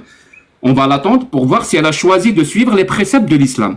Pour dire si elle est musulmane. Si elle a choisi de ne pas suivre les préceptes de l'islam, elle n'est pas musulmane. C'est toi qui viens de le dire. Donc toi qui tu t'es défini comme musulman tout à l'heure. Et c'est cette définition-là que tu m'as donnée. Hein. Suivre les préceptes de l'islam à l'âge de la raison. Ça veut dire que toi, tu as décidé de suivre les préceptes de l'islam à l'âge de raison. C'est pour ça que tu te définis comme musulman. Et non pas parce que tu es juste marocain. Parce que tu as décidé de suivre les préceptes de l'islam. J'ai dit ça il y a 10 minutes. Alors, c'est quoi ton point? Je veux comprendre les Socrates, la question, là, elle s'en va où? C'est quoi que tu cherches? En quoi est-ce qu'on fait avancer le débat présentement? Je suis en train de parler de quelque chose de concret ici. Tu es en train de me parler de la Déclaration universelle des droits de l'homme de 1948, puis on peut chasser quelqu'un en public. Là. Franchement, ça commence à m'emmerder un petit peu comme débat. Je suis en train de faire un point. En fait, ce qui t'emmerde, je vais mettre un mot sur tes mots. En fait, c'est pas vraiment ça t'emmerde. En fait, ça te gêne tant de rigueur. C'est tout. Chose que je peux comprendre. Peut-être que tu as nagé en pleine confusion toute ta vie jusqu'à maintenant. Je suis désolé, mais pour moi, la rigueur et le fait de définir précisément les mots qu'on va utiliser, c'est très important. Pour moi, musulman, c'est toute personne qui se considère musulmane. Je m'en fous de sa nationalité. Je m'en fous de son milieu. Je m'en fous absolument de tout. Je m'en fous même de ce qu'elle croit.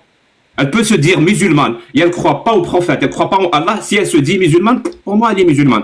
Mais toi, c'est pas ce que tu fais. Tu fais tout ton possible. Et là, depuis tout à l'heure, tu me dis, je peux pas répondre. Ben oui, tu es bloqué. Parce que tu as créé tellement de la confusion, tellement de ce fog-là, ce brouillard-là qui n'a plus aucun sens, que tu te sens bloqué. Ben oui, tu es bloqué. Parce que tu as confondu tellement de choses. L'identité, la nationalité, la religion. À tel point que ça devient confus.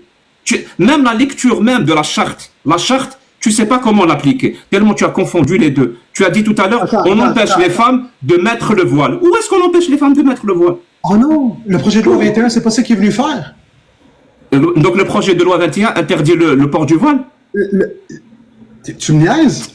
On n'a pas le droit de porter des symboles religieux dans la fonction publique. C'est quoi, c'est ça? Il fait quoi? Il interdit quoi? Il interdit quoi? Le port des signes ostentatoires.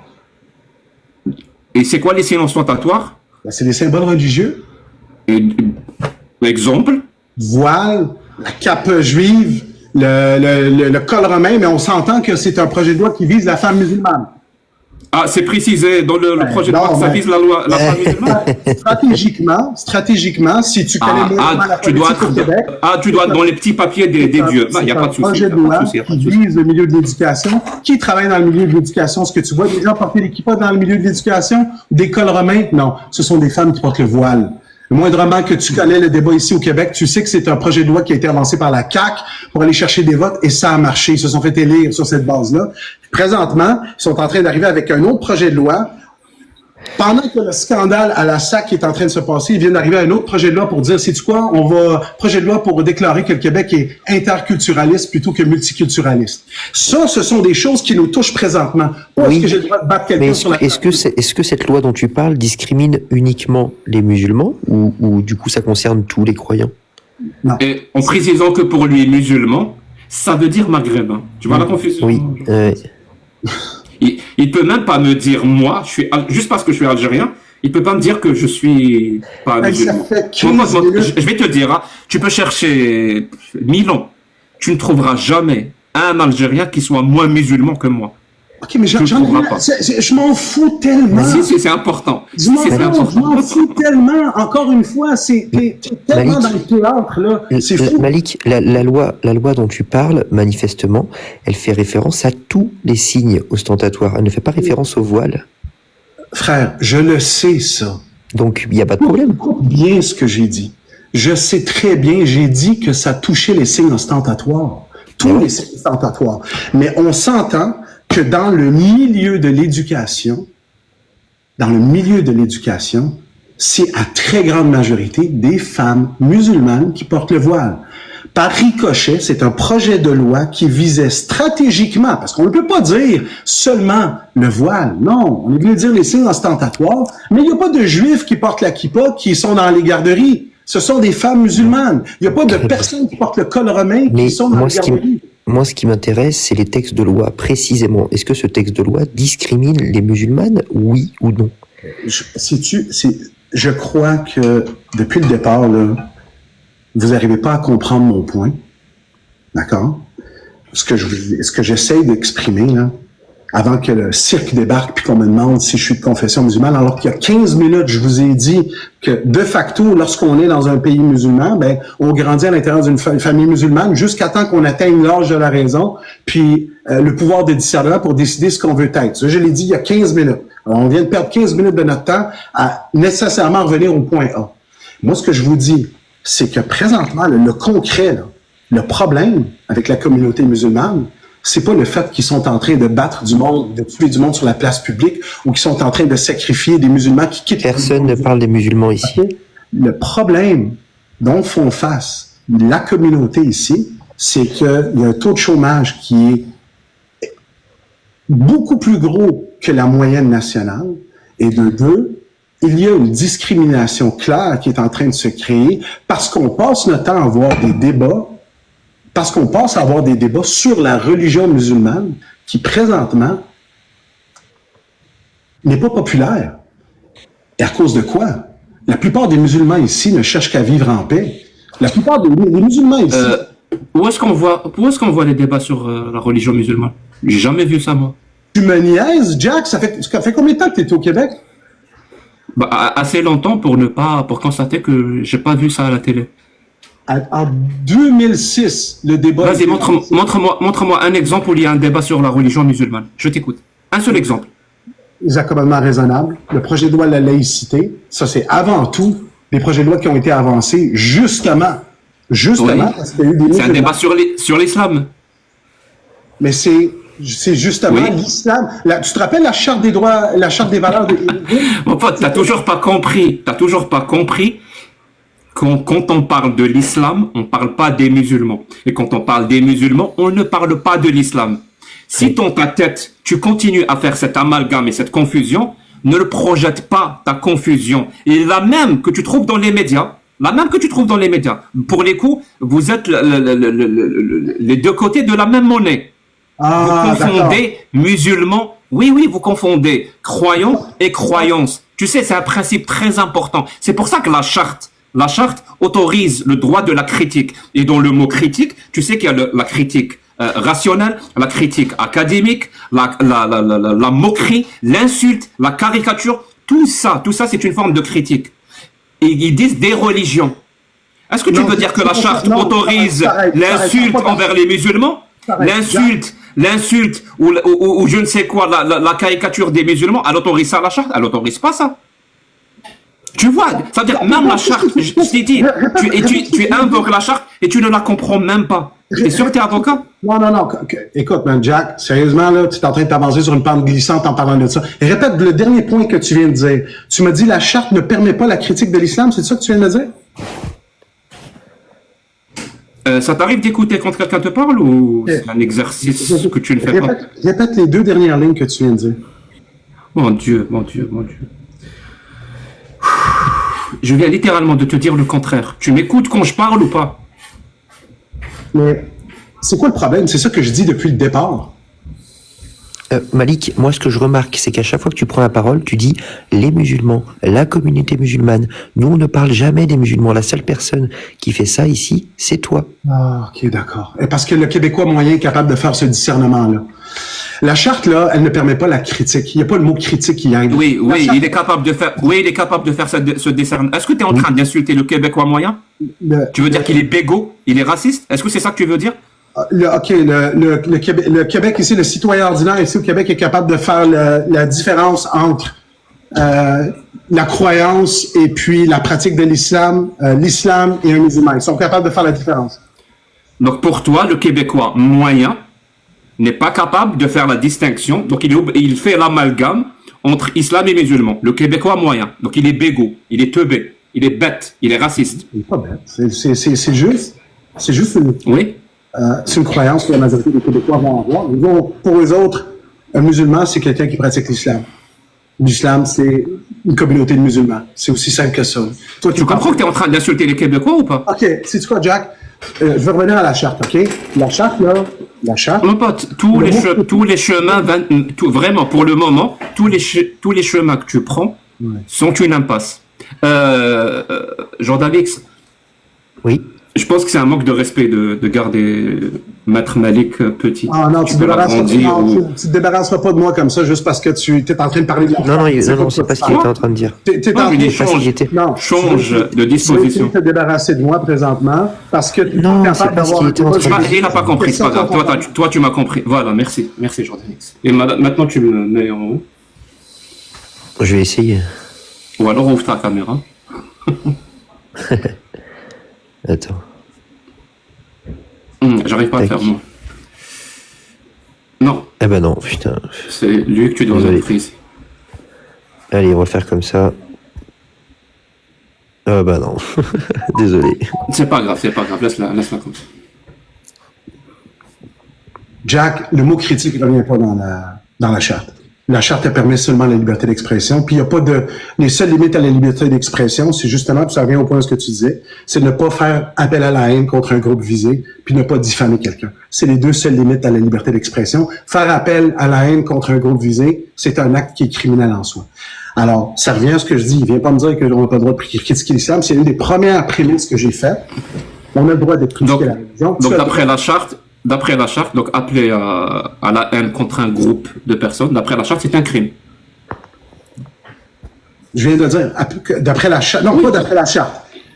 La charte fait partie de la législation. La législation en dessous, c'est un crime. Quand le prophète de l'islam appelle Jack, cette parole-là du prophète de l'islam est considérée ici comme d'une parole criminelle, parce qu'il appelle un acte de haine envers les apostats de l'islam. Jack, je m'en fous de ce débat. Moi, je suis d'accord, Jack. Effectivement, je trouve que c'est un acte de haine. Et toi, Malik? Moi, j'adore la législation canadienne. Non, bien sûr, mais j'adore aussi. Je suis Malik, même si tu t'en fous, réponds juste à sa question. Quelle question? Il peut pas. Le prophète fait appel à la haine? C'est justement le point que j'essaie de démontrer depuis tout à l'heure. Pour lui, parler de l'islam, parler même du prophète, parler d'Allah, c'est commettre un acte de haine envers les musulmans et de manière plus générale, envers même tous les Africains du Nord. Pour lui, rien que de parler d'Allah ou du prophète ou de l'islam revient littéralement à faire une parole haineuse envers les musulmans, envers les Africains du Nord. Ce qui n'a aucun sens. Vraiment aucun sens. Parce que le b.a.-ba du débat public, c'est de faire la distinction entre les idéologies et les personnes. Les personnes, les citoyens ont des droits. Les idéologies n'ont aucun putain de droit. Ils ont 0 droit. 0. c'est-à-dire Allah et le prophète, au Canada, l'islam, le Coran, la Sunna, tout ce que tu veux, il n'a aucun droit. On peut faire ce qu'on veut avec. Ce qu'on veut. Par contre, les musulmans ou non musulmans, au Québec et au Canada, ils ont des droits. Ils doivent être respectés dans leur dignité. Et c'est toi, tu essayes à tout prix à amalgamer les deux. C'est pour ça que je t'ai posé la question tout à l'heure. Montre-moi un exemple. Que je suis en train de dire exactement ce que tu es. Je comprends même pas d'où tu sors.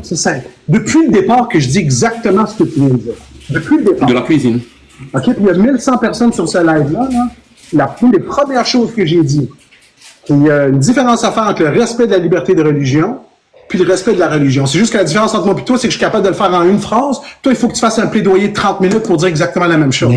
C'est comme quand j'ai parlé de laïcité, tu es parti sur un monologue de 15 minutes, alors que tu peux me résumer la laïcité en étant la séparation entre l'État et le religieux. Malik, 2 secondes, s'il te plaît. Moi, je trouve ça louche que tu n'arrives pas à dire oui, ce qu'a dit le prophète, c'est un appel à la haine. Quand il dit celui qui quitte sa religion, pragmatisez-le, ôtez-lui la vie.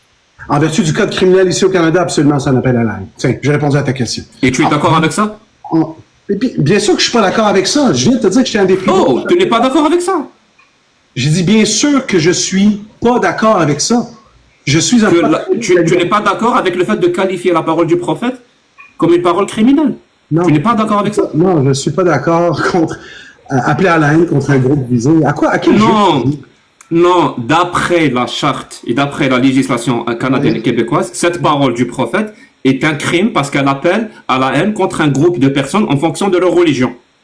Okay. Est-ce que tu es d'accord avec ça? Que cette parole-là est un appel de haine envers un groupe de personnes en fonction de leur religion? C'est sûr que si tu dis que si tu quittes la religion, il faut qu'on te tue, c'est un appel à la haine.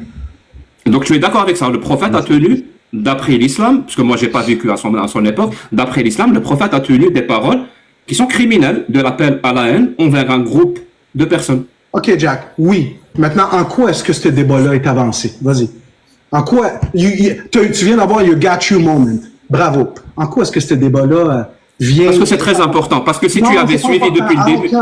Sais-tu pourquoi? Parce qu'il n'y a personne ici qui s'en va tuer quelqu'un parce qu'il quitte l'islam. T'es dans l'anecdote. T'es dans l'imaginaire puis t'es dans l'hypothétique. Puis sais-tu quoi? En tenant justement des propos de même, tu as le droit de les avoir. Mais tout ce que tu fais, c'est juste alimenter, parce que je sais qu'il y a beaucoup de Québécois qui te suivent. Tout ce qu'ils font, c'est juste dire, sais-tu quoi? L'islam, c'est une religion de violence. Alors que la plupart des musulmans ici vivent leur vie, ceux qui vivent leur vie normalement. Tu recommences à confondre les deux. On peut affirmer que l'islam est une religion violente. Des gens qui pratiquent l'islam. Tu sais, il y a un principe en ration théologique, c'est le deuxième principe. Ça s'appelle le principe de non-contradiction. On ne peut pas tenir deux paroles. Sérieusement, c'est une joke, ce débat-là. Je suis en train de parler de concepts fondamentaux, de la charte, de laïcité, de l'interdiction du port du voile. Tu es en train de me demander des questions qui n'ont ni queue ni tête et qui font avant. Merci. Alors, je vais continuer quand même ma parole parce que je pense qu'elle est plus pertinente. Je te dis, il y a un principe qui s'appelle le principe de non-contradiction. On ne peut pas tenir deux affirmations comme étant vraies en même temps. Ce n'est pas possible. Donc, est-ce que ça s'applique ici? Est-ce qu'on peut affirmer en même temps que l'islam est une religion violente et en même temps affirmer que les musulmans de manière générale, sont un peuple pacifique? On peut affirmer les deux? Oui, on peut parfaitement affirmer les deux. Non seulement c'est pas contradictoire, mais en plus c'est vrai. L'islam est une religion violente, sectaire, mortifère et criminelle. Et les musulmans en tant que groupe ne sont absolument pas sectaires, mortifères et criminels et violents. Tu vois, les deux affirmations sont vraies en même temps. Mais dans ta tête, tu n'arrives pas à comprendre. Pour toi, toute personne qui dit que l'islam est violent est forcément en train de dire que les musulmans sont violents. Pourquoi tu penses ça? Pourquoi tu fais exactement la même erreur que les racistes font? Les racistes, eux, quand ils disent que l'islam est violent, ils pensent et ils amalgament l'islam avec les musulmans. Mais s'ils font ça, c'est parce qu'ils sont racistes. C'est parce qu'ils sont bêtes, c'est parce qu'ils sont ignorants, ils ne savent pas faire la part des choses. Mais toi, tu es bête, tu es ignorant, tu ne sais pas faire la part des choses. Pourquoi tu affirmes la même chose qu'eux? C'est-à-dire pour toi, l'islam et les musulmans, c'est la même chose? C'est pas la même chose. L'islam est une religion composée de textes sacrés, ça veut dire le Coran, la Sunna, des récits prophétiques, d'un consensus entre les 4 écoles juridiques de l'islam. Tu vois, tout ça, c'est la religion. Les musulmans est un groupe hétérogène et pas forcément arabe, ni arabophone. Je répète, hétérogène, pas forcément arabe et pas forcément arabophone, qui se considèrent comme musulmans. Est-ce que c'est la même définition? Ben non, c'est pas la même définition. En fait, ça n'a rien à voir. Ça n'a absolument rien à voir. OK. Puis en quoi est-ce que ça fait avancer le débat sur le port du voile ici au Québec? Premièrement, est-ce que tu es pour ou contre le projet de loi? Je suis pas pour l'interdiction, moi. Je suis pas pour l'interdiction du voile. Je sais pas pourquoi tu me fais chier avec ça. Tu as parlé du projet de loi 21 tantôt. Es-tu pour ou contre ça? Le projet de loi? Oui. Le projet de loi, je suis... Non, le projet de loi, je le soutiens. Le projet de loi 21, je le soutiens. Pourquoi? Parce que je suis... ça correspond parfaitement à mon militantisme humaniste et athée. Ça veut dire, j'ai pas envie que les religions utilisent une position autoritaire auprès de populations qui sont en pleine croissance, si tu veux, c'est-à-dire ils sont là pour apprendre, et donc le professeur ou la prof ou toutes les personnes qui ont une certaine position autoritaire, je ne veux pas qu'ils profitent de ça pour faire du prosélytisme religieux, que ça soit le christianisme, le judaïsme, l'islam, n'importe quelle religion. Je suis contre ça. Par contre, je m'arrête ici. Toute autre proposition de loi qui a pour but de dire aux croyants, que ce soit femmes ou hommes, comment s'habiller, je me dis non, là ça va trop loin, on s'arrête ici. Stop. C'est comme, de la même façon que j'ai pas envie qu'un professeur donne un cours avec une croix gammée, j'ai pas envie de ça. Il a interdiction de faire ça. De la même façon, on ne fait pas l'apologie ou le prosélytisme d'une idéologie religieuse ou politique, si tu veux. Est-ce que ça touche à la liberté de conscience et de culte des croyants qui sont en position d'autorité? Oui, absolument. Ça touche à leurs droits. Mais c'est ça la beauté de la démocratie et c'est ça la beauté de la législation. C'est un joli équilibre, vraiment, c'est un joli équilibre des droits de toutes les personnes. C'est-à-dire les enfants, les élèves ont des droits, les professeurs ont des droits. Et on joue, voilà, on joue comme un jeu d'équilibre pour avoir la meilleure configuration possible pour faire grandir les meilleurs citoyens possibles. Et pourtant, tu as mentionné tantôt que tu as grandi dans une famille où est-ce qu'il y avait certaines valeurs, une certaine croyance. Et lorsque tu as développé l'âge de la raison puis du pouvoir de discernement, tu as pu toi-même prendre le chemin. Puis, je sais pas, mais ici au Québec, on n'a jamais déclaré un seul cas de prosélytisme de la part d'une personne justement en pouvoir d'autorité. Pas un. Est-ce qu'on a un exemple de ça ici au Québec? Parce que tu sais, Jack, lorsqu'on vient brimer la liberté de quelqu'un, lorsqu'on met de l'avant un projet de loi pour venir restreindre la liberté de quelqu'un, il faut que ça soit basé sur une menace qui est réelle. Ça, c'est un des concepts qui est avancé par la jurisprudence lorsqu'on veut restreindre la liberté de quelqu'un. Chose que le gouvernement n'a jamais faite. C'est pour ça qu'ils ont utilisé la clause dérogatoire. Alors, c'est pour ça que moi, je peux pas être d'accord. Pourquoi tu invoques encore une fois la clause grand-père ça n'a rien à voir. Ben oui, ça a à voir. Le projet de loi 21. Ça n'a rien à voir. La clause grand-père ne parle pas de ça. Elle n'a pas été invoquée pour faire accepter dans ce sens cette loi. Elle a été invoquée pour dire que cette loi n'est pas rétroactive. C'est tout. Ça veut dire, si tu es déjà dans une position d'autorité et quand on t'a recruté, tu avais déjà des signes ostensibles ou ostentatoires religieux, on peut pas te dire maintenant tu les enlèves. Parce que quand on t'a recruté, tu les avais déjà. J'ai dit à partir de maintenant, tous les nouveaux recrutements, recrutés, et on va leur appliquer cette loi. C'est ce que la clause grand-père veut dire. Au moment de l'entrée en vigueur de et on n'arrête pas de me dire dans le chat Bedford. Je sais pas si tu en as entendu parler ou pas, mais c'est intéressant. On n'arrête pas de... Bedford, ça te dit quelque chose? Oui, j'ai entendu parler de Bedford, mais là, je suis en train de parler là, de la loi... C'est pas du prosélytisme. De la clause dérogatoire. Right? La clause dérogatoire, on l'a utilisée justement parce que c'était un projet de loi anticonstitutionnel qui ne respectait pas la Constitution. Et tu le sais que lorsqu'une province fait valoir un projet de loi qui ne respecte pas la Constitution, ben on peut utiliser la clause dérogatoire pour échapper à l'application de la Constitution canadienne, la loi suprême de l'État. Et là, on l'a fait, et on n'utilise pas souvent les clauses dérogatoires, c'est extrêmement rare. On l'a fait alors qu'on n'avait pas un seul cas de prosélytisme à venir démontrer comme quoi il y a une personne, une enseignante en position d'autorité qui a invité un enfant à adhérer à l'islam ou peu importe. Donc, ce principe-là de menace et de cas, tu l'as ramené d'où? Qu'il faut explicitement qu'il y ait une menace, sinon la loi n'est pas justifiable démocratiquement parlant. D'où tu as ramené ce principe? Je vais te sortir l'article 7. Je vais te le lire tout de suite. Attends, je branche mon PC. En tout cas, c'est intéressant de voir que selon Malik, il faut impérativement qu'il y ait une menace directe pour attendre de critiquer, pour que ce soit utile de critiquer une religion. Donc, quand tu es prêt, tu le dis.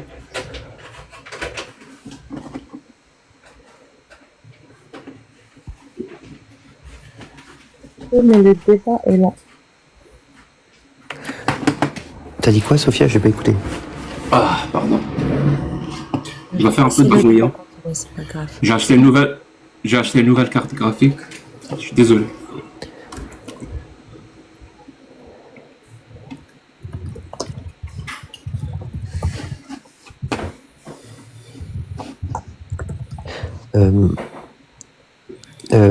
Ouais, du coup, je vous laisse allumer vos ordis là. Sophia, t'as dit quoi? J'ai pas écouté. Je voulais participer, mais bon, je vais laisser le débat continuer. Après, Ouais, je vais intervenir. Ok.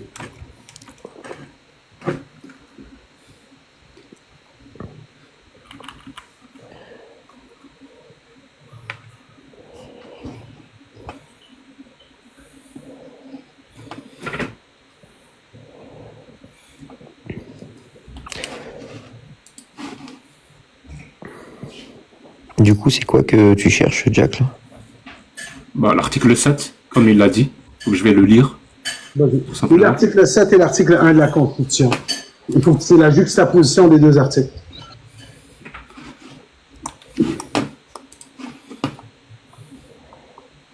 Chacun a droit à la vie, à la liberté et à la sécurité de sa personne. Il ne peut être porté atteinte à ce droit qu'en conformité avec les principes de justice fondamentale. OK. Là, tu as l'article 2. C'est l'article 7. Ouais. Et là, tu as l'article 2 qui parle des libertés fondamentales, qui dit, entre autres, que tu as le droit à la liberté de religion. Si tu veux, mais l'article 7 ne dit pas ce que tu as dit, on est d'accord? Non, on parle de la restriction, restreindre. Il faut que tu lises en concordance avec l'article 1. Alors, c'est article 1, 2 et 7. C'est les trois articles qu'il faut que tu gardes en tête. Alors maintenant, si tu crois, va lire l'article 1 tout de suite. Tu vas avoir la réponse à ta question. Très bien. Avant que je lise, parce que je te rappelle quand même que je fais des débats pour vivre. On est d'accord que l'article 7 que tu as cité tout à l'heure n'est pas bon. Quand on parle qu'il ne peut être porté atteinte à ce droit qu'en conformité avec le principe de justice fondamentale, à la fin... Ça veut dire oui. Ça veut dire oui. Il n'est pas le même. 1 pour comprendre c'est quoi les principes de justice fondamentale. Pas de souci. Oh my God. Bah, tu peux m'appeler Jaga, t'es pas obligé d'appeler God. Ouais, c'est une bonne blague. C'est la première fois que j'entends de ma vie. Et pourtant, je suis très drôle, Malik. Tu serais étonné. J'en doute pas. J'ai peut-être un humour bizarre, mais...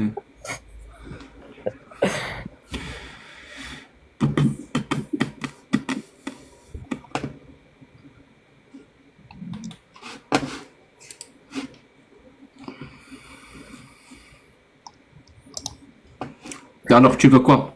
Bon. L'article... Alors, tu as vu dans quel contexte qu'on peut regarder? C'est quoi? Je vais le lire pour les auditeurs. La Charte canadienne, l'article 1 de la Charte canadienne des droits et libertés, qui en passant est un annexe à la Constitution, donc la loi suprême de l'État. La Charte canadienne des droits et libertés garantit les droits et libertés qui y sont énoncés. Garantit les droits et libertés, entre autres la liberté de conscience et de religion. Ils ne peuvent être restreints, comme le projet de loi 21, que par une règle de droit dans des limites qui soient raisonnables et dont la justification puisse se démontrer dans le cadre d'une société libre et démocratique. C'est le dernier. C'est ce que j'ai dit. C'est le dernier passage qui est important. Dans des limites. Quand est-ce que tu as dit ça? De quoi tu parles? Quand est-ce que tu as dit ça? J'ai dit, quand on met une loi effective qui touche à des droits qui sont garantis par la loi suprême, dans ce cas-là, la Constitution, il faut qu'il y ait une justification qui est acceptable démocratiquement parlant. C'est quoi la justification? Je t'ai dit même dit que si tu veux, c'est quoi la définition de la démocratie, tu vas aller la chercher dans le comité qui a fait une recherche et qui a publié dans l'ONU.org. Où tu vas trouver cette définition. On est ici au Québec. Va dans le journal des débats. Non, le mot démocratique ici, il fait référence à quelque chose. Non, commence pas à chercher. Ça n'a rien à voir avec la définition de démocratie. Je te parle pour restreindre un droit qui est fondamental en vertu de la Constitution. Ils disent la justification puisse se démontrer dans des limites qui soient raisonnables et dont la justification puisse se démontrer dans le cadre d'une société libre et démocratique. Explique-moi. Quel est le justificatif? Je te le demande. C'est quoi le justificatif? Je te l'ai donné. Je t'ai dit qu'il y a un jeu d'équilibre entre les droits. OK, non. Écoute. Les droits des enfants d'avoir une instruction qui n'est pas parasitée par des idéologies. Il y a aussi le droit des personnes, adultes pour le coup, à exercer leur religion et à exprimer leur appartenance à une religion, que ça soit l'islam, le christianisme ou le judaïsme. C'est un jeu d'équilibre entre les deux. Donc ce jeu d'équilibre-là qui a résolu, qui a accouché de la loi 21, cette loi 21 respecte parfaitement la société libre et démocratique. Qu'est-ce que tu n'as pas compris là-dedans? Alors, tout. J'ai rien compris de ce que tu viens de dire, parce que moi, ma question, c'est la suivante. En quoi est-ce qu'un étudiant de deuxième année qui est assis dans une classe d'école avec une enseignante qui porte le voile, parce que cette enseignante-là porte le voile, il va bifurquer vers l'islam? Ou comment on dit? Ou son jugement éclairé, réfléchi, est porté à terre. Explique-moi ça, puis surtout, explique-le-moi d'une manière qui constitue réellement une menace pour venir restreindre la liberté de quelqu'un en vertu de la loi suprême de l'État. Merci. Donc, pour que tu comprennes vraiment, est-ce qu'on a le droit d'exprimer son appartenance au Québec à une idéologie? On a le droit ou pas? Oui. Absolument. Est-ce qu'on a même le droit d'exprimer son appartenance à l'idéologie du moustachu allemand? Voilà, j'ai pas envie de dire le nom sur TikTok. Il y a un cas de la jurisprudence au Canada qui dit que oui. Absolument. On a le droit. Ouais. On a le droit. Très bien. Est-ce qu'on a le droit d'exprimer cette appartenance quand on est un professeur d'université? Tu as le droit, point final, ici, au Québec, au Canada, tu as le droit d'exprimer ton appartenance à ce que tu veux. Je répète, est-ce qu'on a le droit, quand on est un professeur à l'université, quand on fait cours, d'exprimer cette appartenance à travers un vêtement ou un discours, donc une expression, d'appartenance à cette idéologie du petit moustachu, quand on est professeur et qu'on donne cours à des étudiants? Il y a un cas, je peux te le sortir, en Alberta. La réponse est oui. La Cour suprême lui a donné raison. Je vais te le sortir. Ça m'intéresse, ça m'intéresse. Je vais te sortir. Je suis devant mon PC, donc tu me donnes... De la décision canadienne. J'essaie de me rappeler c'est quoi le nom, je vais peut-être m'en souvenir. Sur le professeur. Mais réponds à la question. En attendant, je vais te trouver la décision. C'est la réponse à la question. C'est ça la réponse à la question? Oui, parce que ça a un lien direct. Parce que visiblement, par rapport aux enfants, tu étais d'accord. C'est pour ça que tu as sauté par rapport aux étudiants. Donc j'ai pris un exemple par rapport aux étudiants. Vu que par rapport aux enfants, apparemment, on est d'accord. C'est-à-dire les enfants n'ont pas le droit d'être parasités par des idéologies. Fussent-elles religieuses ou pas d'ailleurs? Non, je suis pas d'accord. Donc pour les enfants, t'es pas. Donc pourquoi tu m'as parlé d'étudiants à l'université alors? J'ai jamais parlé d'étudiants à l'université, j'ai jamais prononcé le mot université.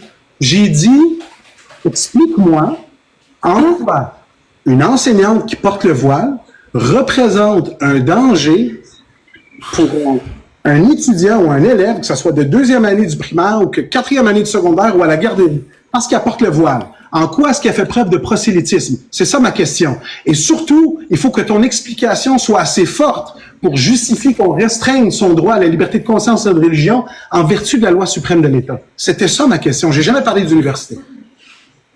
Mais je vais aller chercher la décision pour toi en attendant. Mais réponds à la question. Merci. Donc, là, on est en train de parler d'enfants. On est d'accord? En garderie ou dans le primaire, on est en train de parler de ça. Ce qui s'applique au projet. Merci. Donc, si on est en train de parler d'enfants, donc tu me dis que les enfants, quand ils sont exposés comme ça, et je t'ai expliqué que ces personnes-là ont une position d'autorité, c'est-à-dire même la loi le précise. C'est une position d'autorité. C'est-à-dire ils ont une certaine autorité sur les enfants. Donc ces personnes-là peuvent exprimer librement leur appartenance et en ce faisant, ils parasitent. Vraiment, ils parasitent l'éducation. Ben oui, ils parasitent, mon pote. Oui, ils parasitent. Je suis désolé. Je suis désolé. Peut-être que tu le sais pas, mais vu que tu veux parler depuis tout à l'heure, tu veux parler du voile.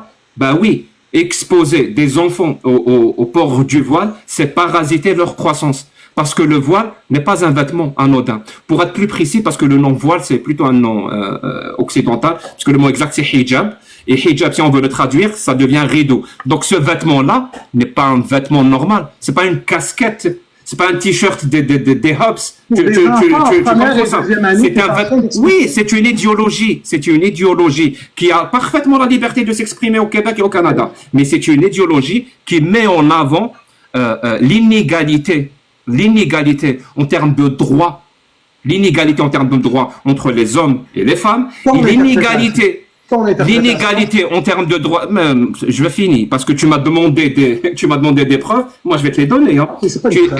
Elle met en avant, oui, le voile, le hijab met en avant une idéologie qui promeuve l'inégalité des droits en termes entre les hommes et les femmes, l'inégalité dans le rôle social entre les hommes et les femmes, l'inégalité, et c'est le pire, et je pense que les musulmans ne le savent même pas, c'est l'inégalité des droits entre les êtres humains libres et les êtres humains esclaves, c'est-à-dire le vêtement, le hijab, et littéralement, dans le Coran et dans la Sunna, est un vêtement pour faire la distinction entre les personnes libres, c'est-à-dire qui disposent de leur liberté, et les personnes esclaves, c'est-à-dire qui ont un maître.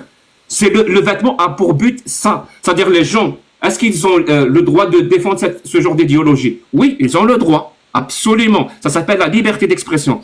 Comme disait Oscar Wilde, la liberté d'expression, c'est la liberté de chacun de passer pour un con. C'est-à-dire s'ils veulent passer pour des cons à défendre l'inégalité entre les hommes et les femmes, l'inégalité dans le rôle social entre les hommes et les femmes, l'inégalité entre et le fait d'endosser la pratique de l'esclavage, c'est leur droit. Ils veulent passer pour des cons. Mais cette idéologie-là, qui est représentée par le voile, par le hijab islamique, et d'autres vêtements aussi, il n'y a pas que ça. Parce que là, l'exemple que j'ai pris, il est par rapport au voile, mais je peux prendre plein d'exemples. Donc, ce vêtement-là, effectivement, mon pote, j'ai pas envie, c'est-à-dire moi, citoyen un Canadien, j'ai pas envie que les enfants, quand ils vont dans les écoles, où il y a un rapport d'autorité entre le professeur et l'étudiant, ce qui est normal. C'est-à-dire quand on est enfant, on est ignorant. On ne sait pas grand-chose. C'est-à-dire on va, je sais pas comment dire ça avec des mots exacts, mais on dépend entièrement par rapport à ce que les adultes nous disent. On dépend entièrement par rapport à ça.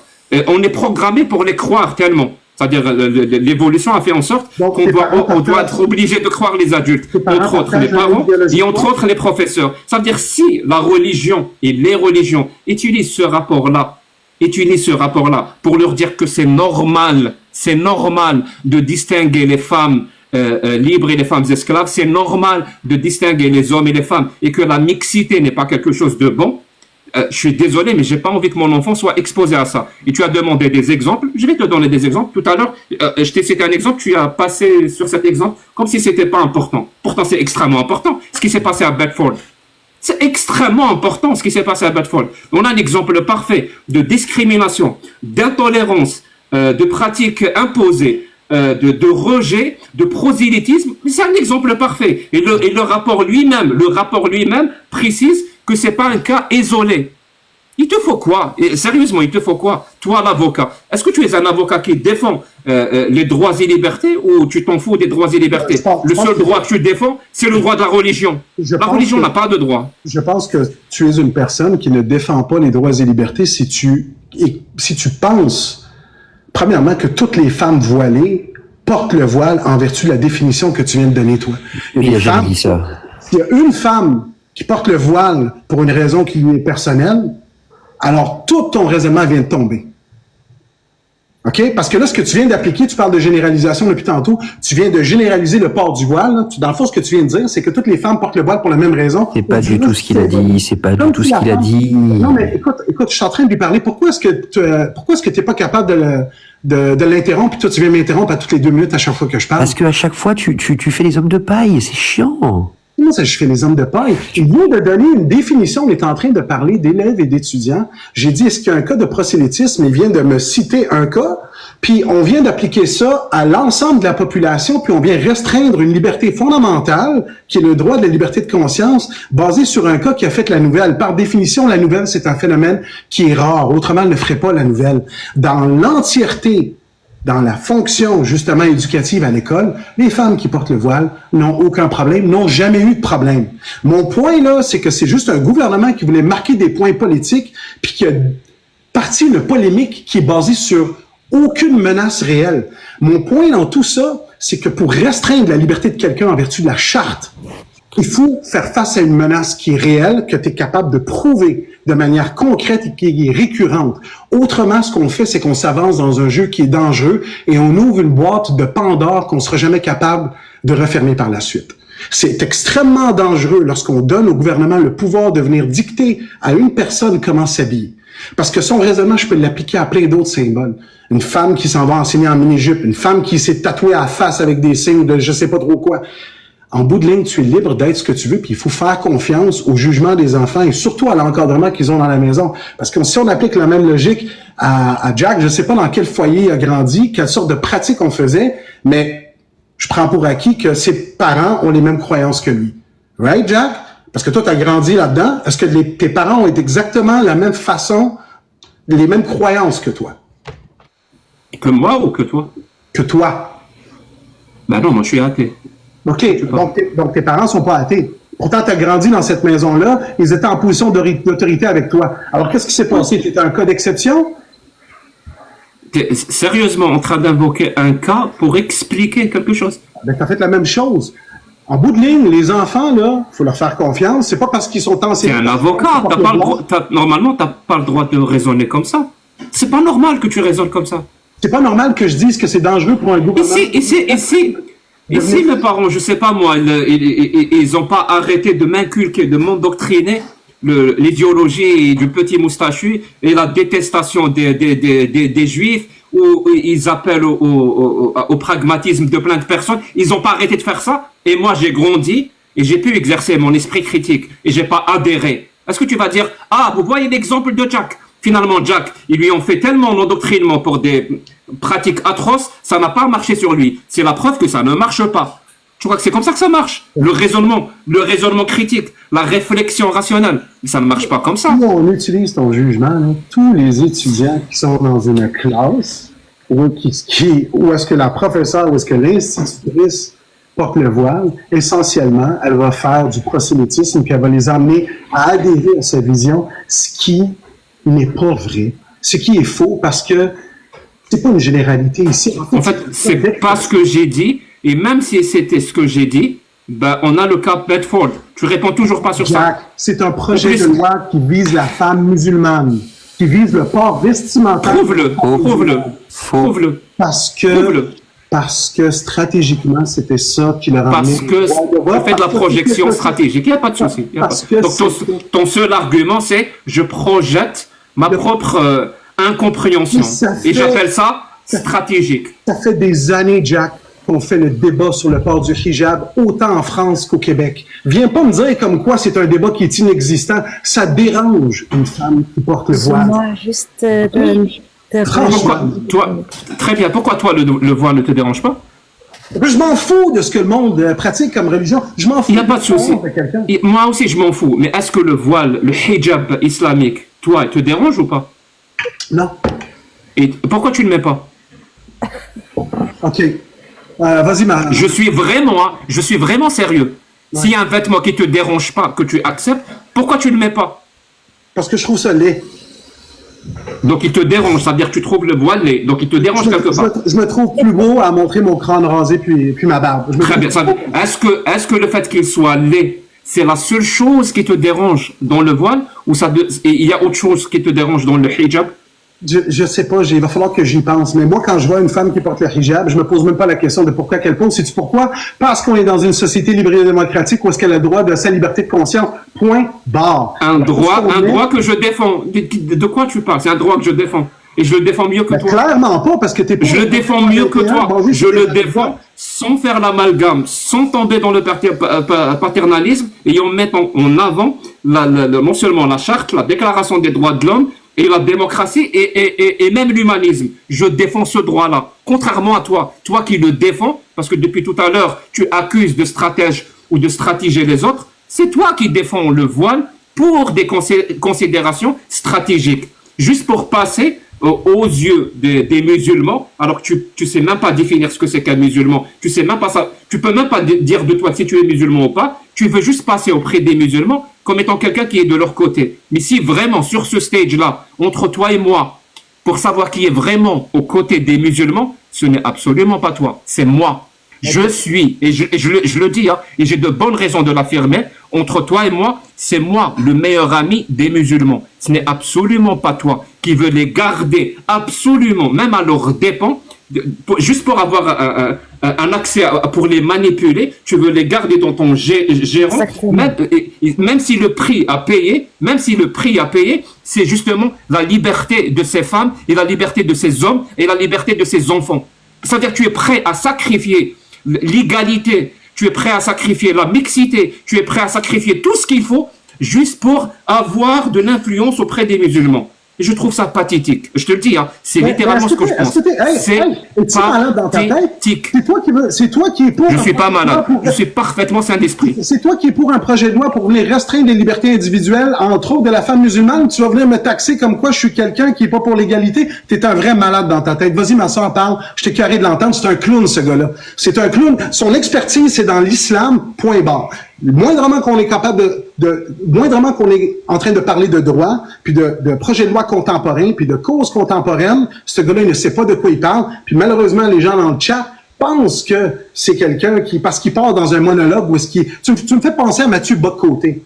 C'est ça que tu me fais penser. T'aimes ça partir dans des monologues avec des mots savants, mais je te dis, tu sais pas de quoi tu parles. Je suis désolé, mais on va devoir clôturer. Malik, si tu as le mot de la fin. Mais il a toujours pas apporté la preuve qu'au Canada, on peut enseigner avec des t-shirts petits moustachus.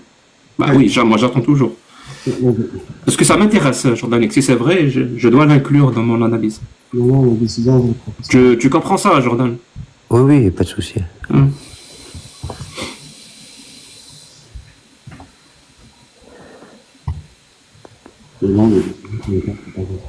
Et juste, je te rappelle, hein, tu as fait encore un sophisme. Pour un avocat, ça devient ridiculisé pour le coup un comble. Qui s'appelle le déshonneur par association. C'est-à-dire que tu fais appel à une personne que peut-être les musulmans détestent. Moi, je sais pas, je connais pas très bien l'opinion des musulmans par rapport à Mathieu Bock-Côté. Donc, tu fais ce qu'on appelle un déshonneur par association. Donc, tu m'associes à lui pour que, si lui, il a un déshonneur auprès de la communauté que tu veux viser et surtout manipuler, que ça me touche moi aussi. Et encore une fois, c'est pathétique. Hein. Au lieu de répondre sur l'argument, tu réponds sur la personne. OK. J'en connais ta gueule. J'en connais. Dans le fond, si je t'invitais dans mon live pour payer, sais-tu quoi, je te donne 2 semaines pour aller... J'attends, elle est où la jurisprudence qui autorise d'enseigner avec des t-shirts Je vais te la sortir. C'est Zondel a été poursuivi pour avoir publié des fausses informations. On pensait qu'il était reconnu coupable, mais après, il était condamnation de l'affaire R. Conduda, que le joueur interdisant la diffusion de fausses nouvelles, violer la liberté d'expression. Il est devenu un camp emblématique illustrant les tensions entre les libertés. C'est Zondel, Z-U-N-D-E-L. Alors. Est-ce que tu peux répéter ça? Jurisprudence. Attends, jurisprudence.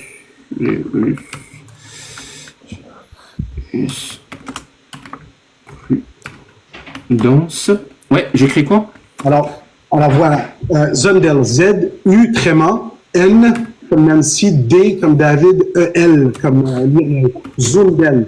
C'est un professeur universitaire, mais pour marquer justement je me rappelle du cas, là, pour marquer un petit astérisque, c'est pas dans le cadre de son cours qu'il mettait de l'avant ces visions-là.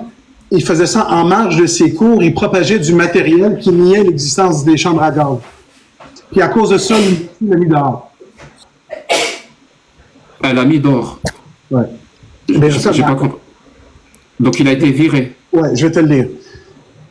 Il a récupéré son poste? Je comprends pas. Oui, il a récupéré son poste. La Cour suprême s'est prononcée en sa faveur.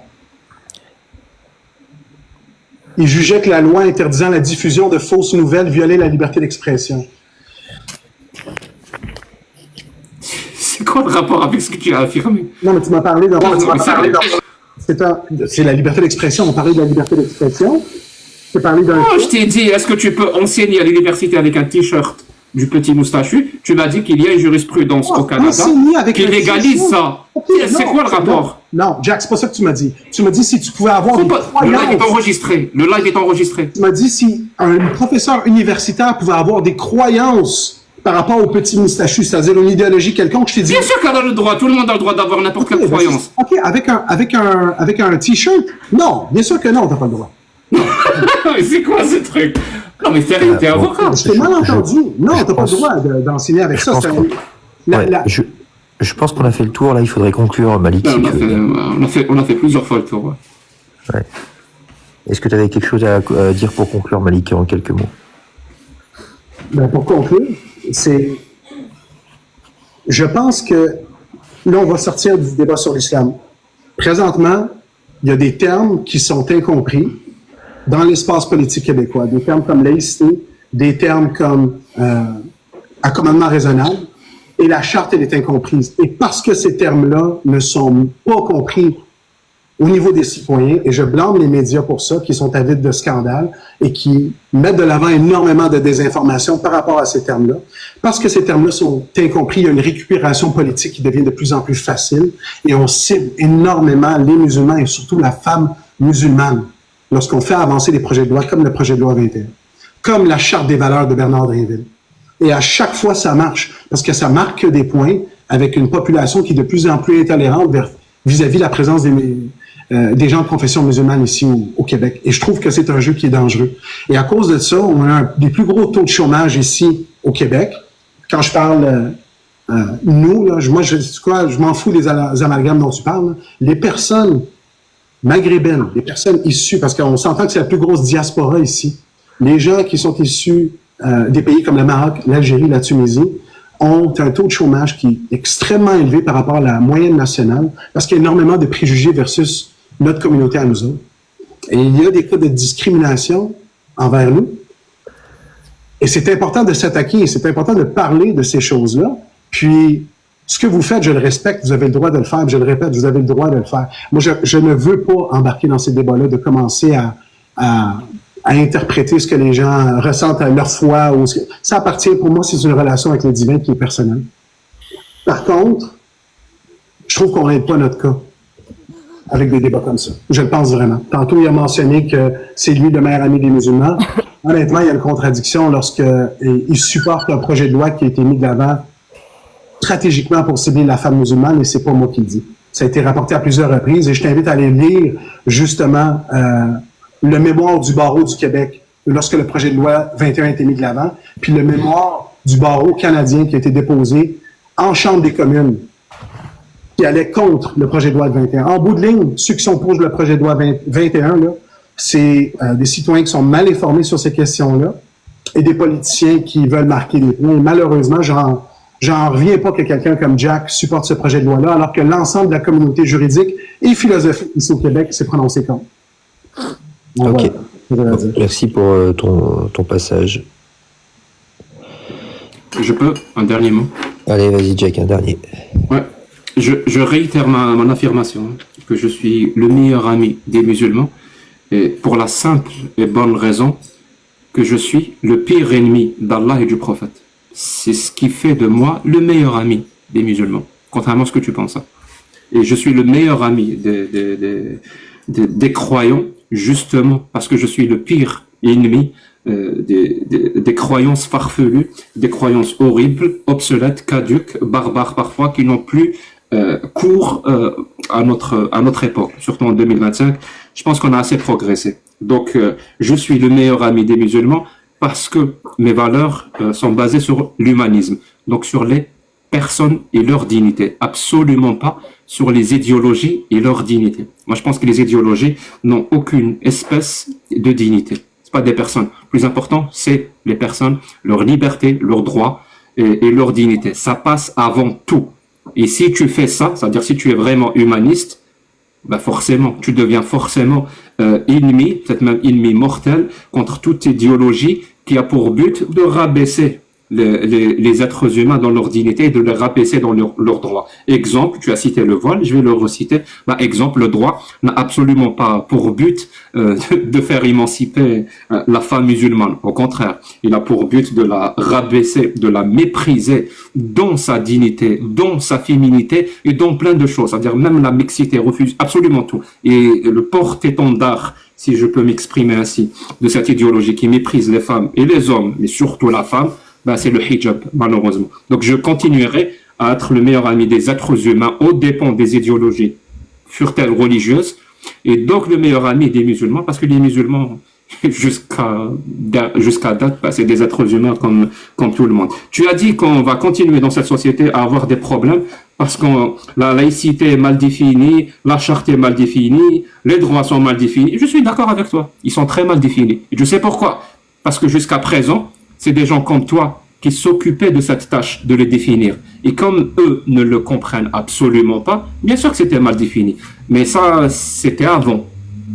Parce que je te le dis, maintenant je suis là. Et plein de personnes comme moi sont là. Donc on va reprendre cette initiative du débat public et de redéfinir les mots exactement, redéfinir l'humanisme, ce que l'humanisme veut absolument dire, redéfinir la charte, ce que la charte veut absolument défendre, redéfinir les droits de l'homme, redéfinir la démocratie. C'est-à-dire, comme disait Albert Camus, mal nommer les choses dans ce monde, ou les mots dans ce monde, c'est en rajouter à son malheur. Et c'est ce que tu fais, toi. Tu nommes tellement mal les choses dans ce monde que peut-être que tu le fais pas exprès, mais tu rajoutes du malheur au monde. Moi, je t'ai pas coupé la parole une seule fois quand tu voulais conclure. Donne-moi la même chose. Merci beaucoup. Donc, je disais, je vais continuer à avoir cette rigueur, même si elle t'emmerde. Parce que c'est le mot que tu as utilisé à plusieurs reprises. Tu m'emmerdes, je suis désolé. Mais cette rigueur, pour moi, c'est une forme de respect envers les valeurs et les principes que je défends, que je vais réitérer encore une fois, qui sont l'humanisme, c'est-à-dire c'est l'homme et non pas les idéologies qui doit être mis à la première place. Aucun être imaginaire, même s'il y a des milliards de gens qui y croient, ne doit avoir une place plus importante que l'être humain. C'est ça l'humanisme, dans sa doctrine la plus simple. Et je vais continuer à défendre les droits de l'homme, donc la déclaration des droits de l'homme de 1948, et je vais continuer à défendre les principes démocratiques, c'est-à-dire le principe des droits et libertés individuelles, le principe des droits et libertés collectives, et le principe de l'égalité de tous les citoyens devant la loi, indépendamment de leurs différences, quelles que soient ces différences. Ces trois principes-là qui représentent les principes même de la démocratie, c'est-à-dire n'importe quelle décision majoritaire au sein de la société, si elle ne respecte pas ces trois principes-là, n'est plus une décision démocratique. On pourrait même la qualifier de décision ochlocratique, c'est-à-dire c'est la foule qui décide, et non pas la majorité qui décide en respectant les principes démocratiques. Merci beaucoup, Jordan X, m'avoir reçu. Tu m'as rappelé pourquoi j'aimais faire des débats. J'avais perdu un peu le goût. Ouais. Moi, à titre personnel, là, on va bientôt arrêter. Il y a Bruce qui est monté.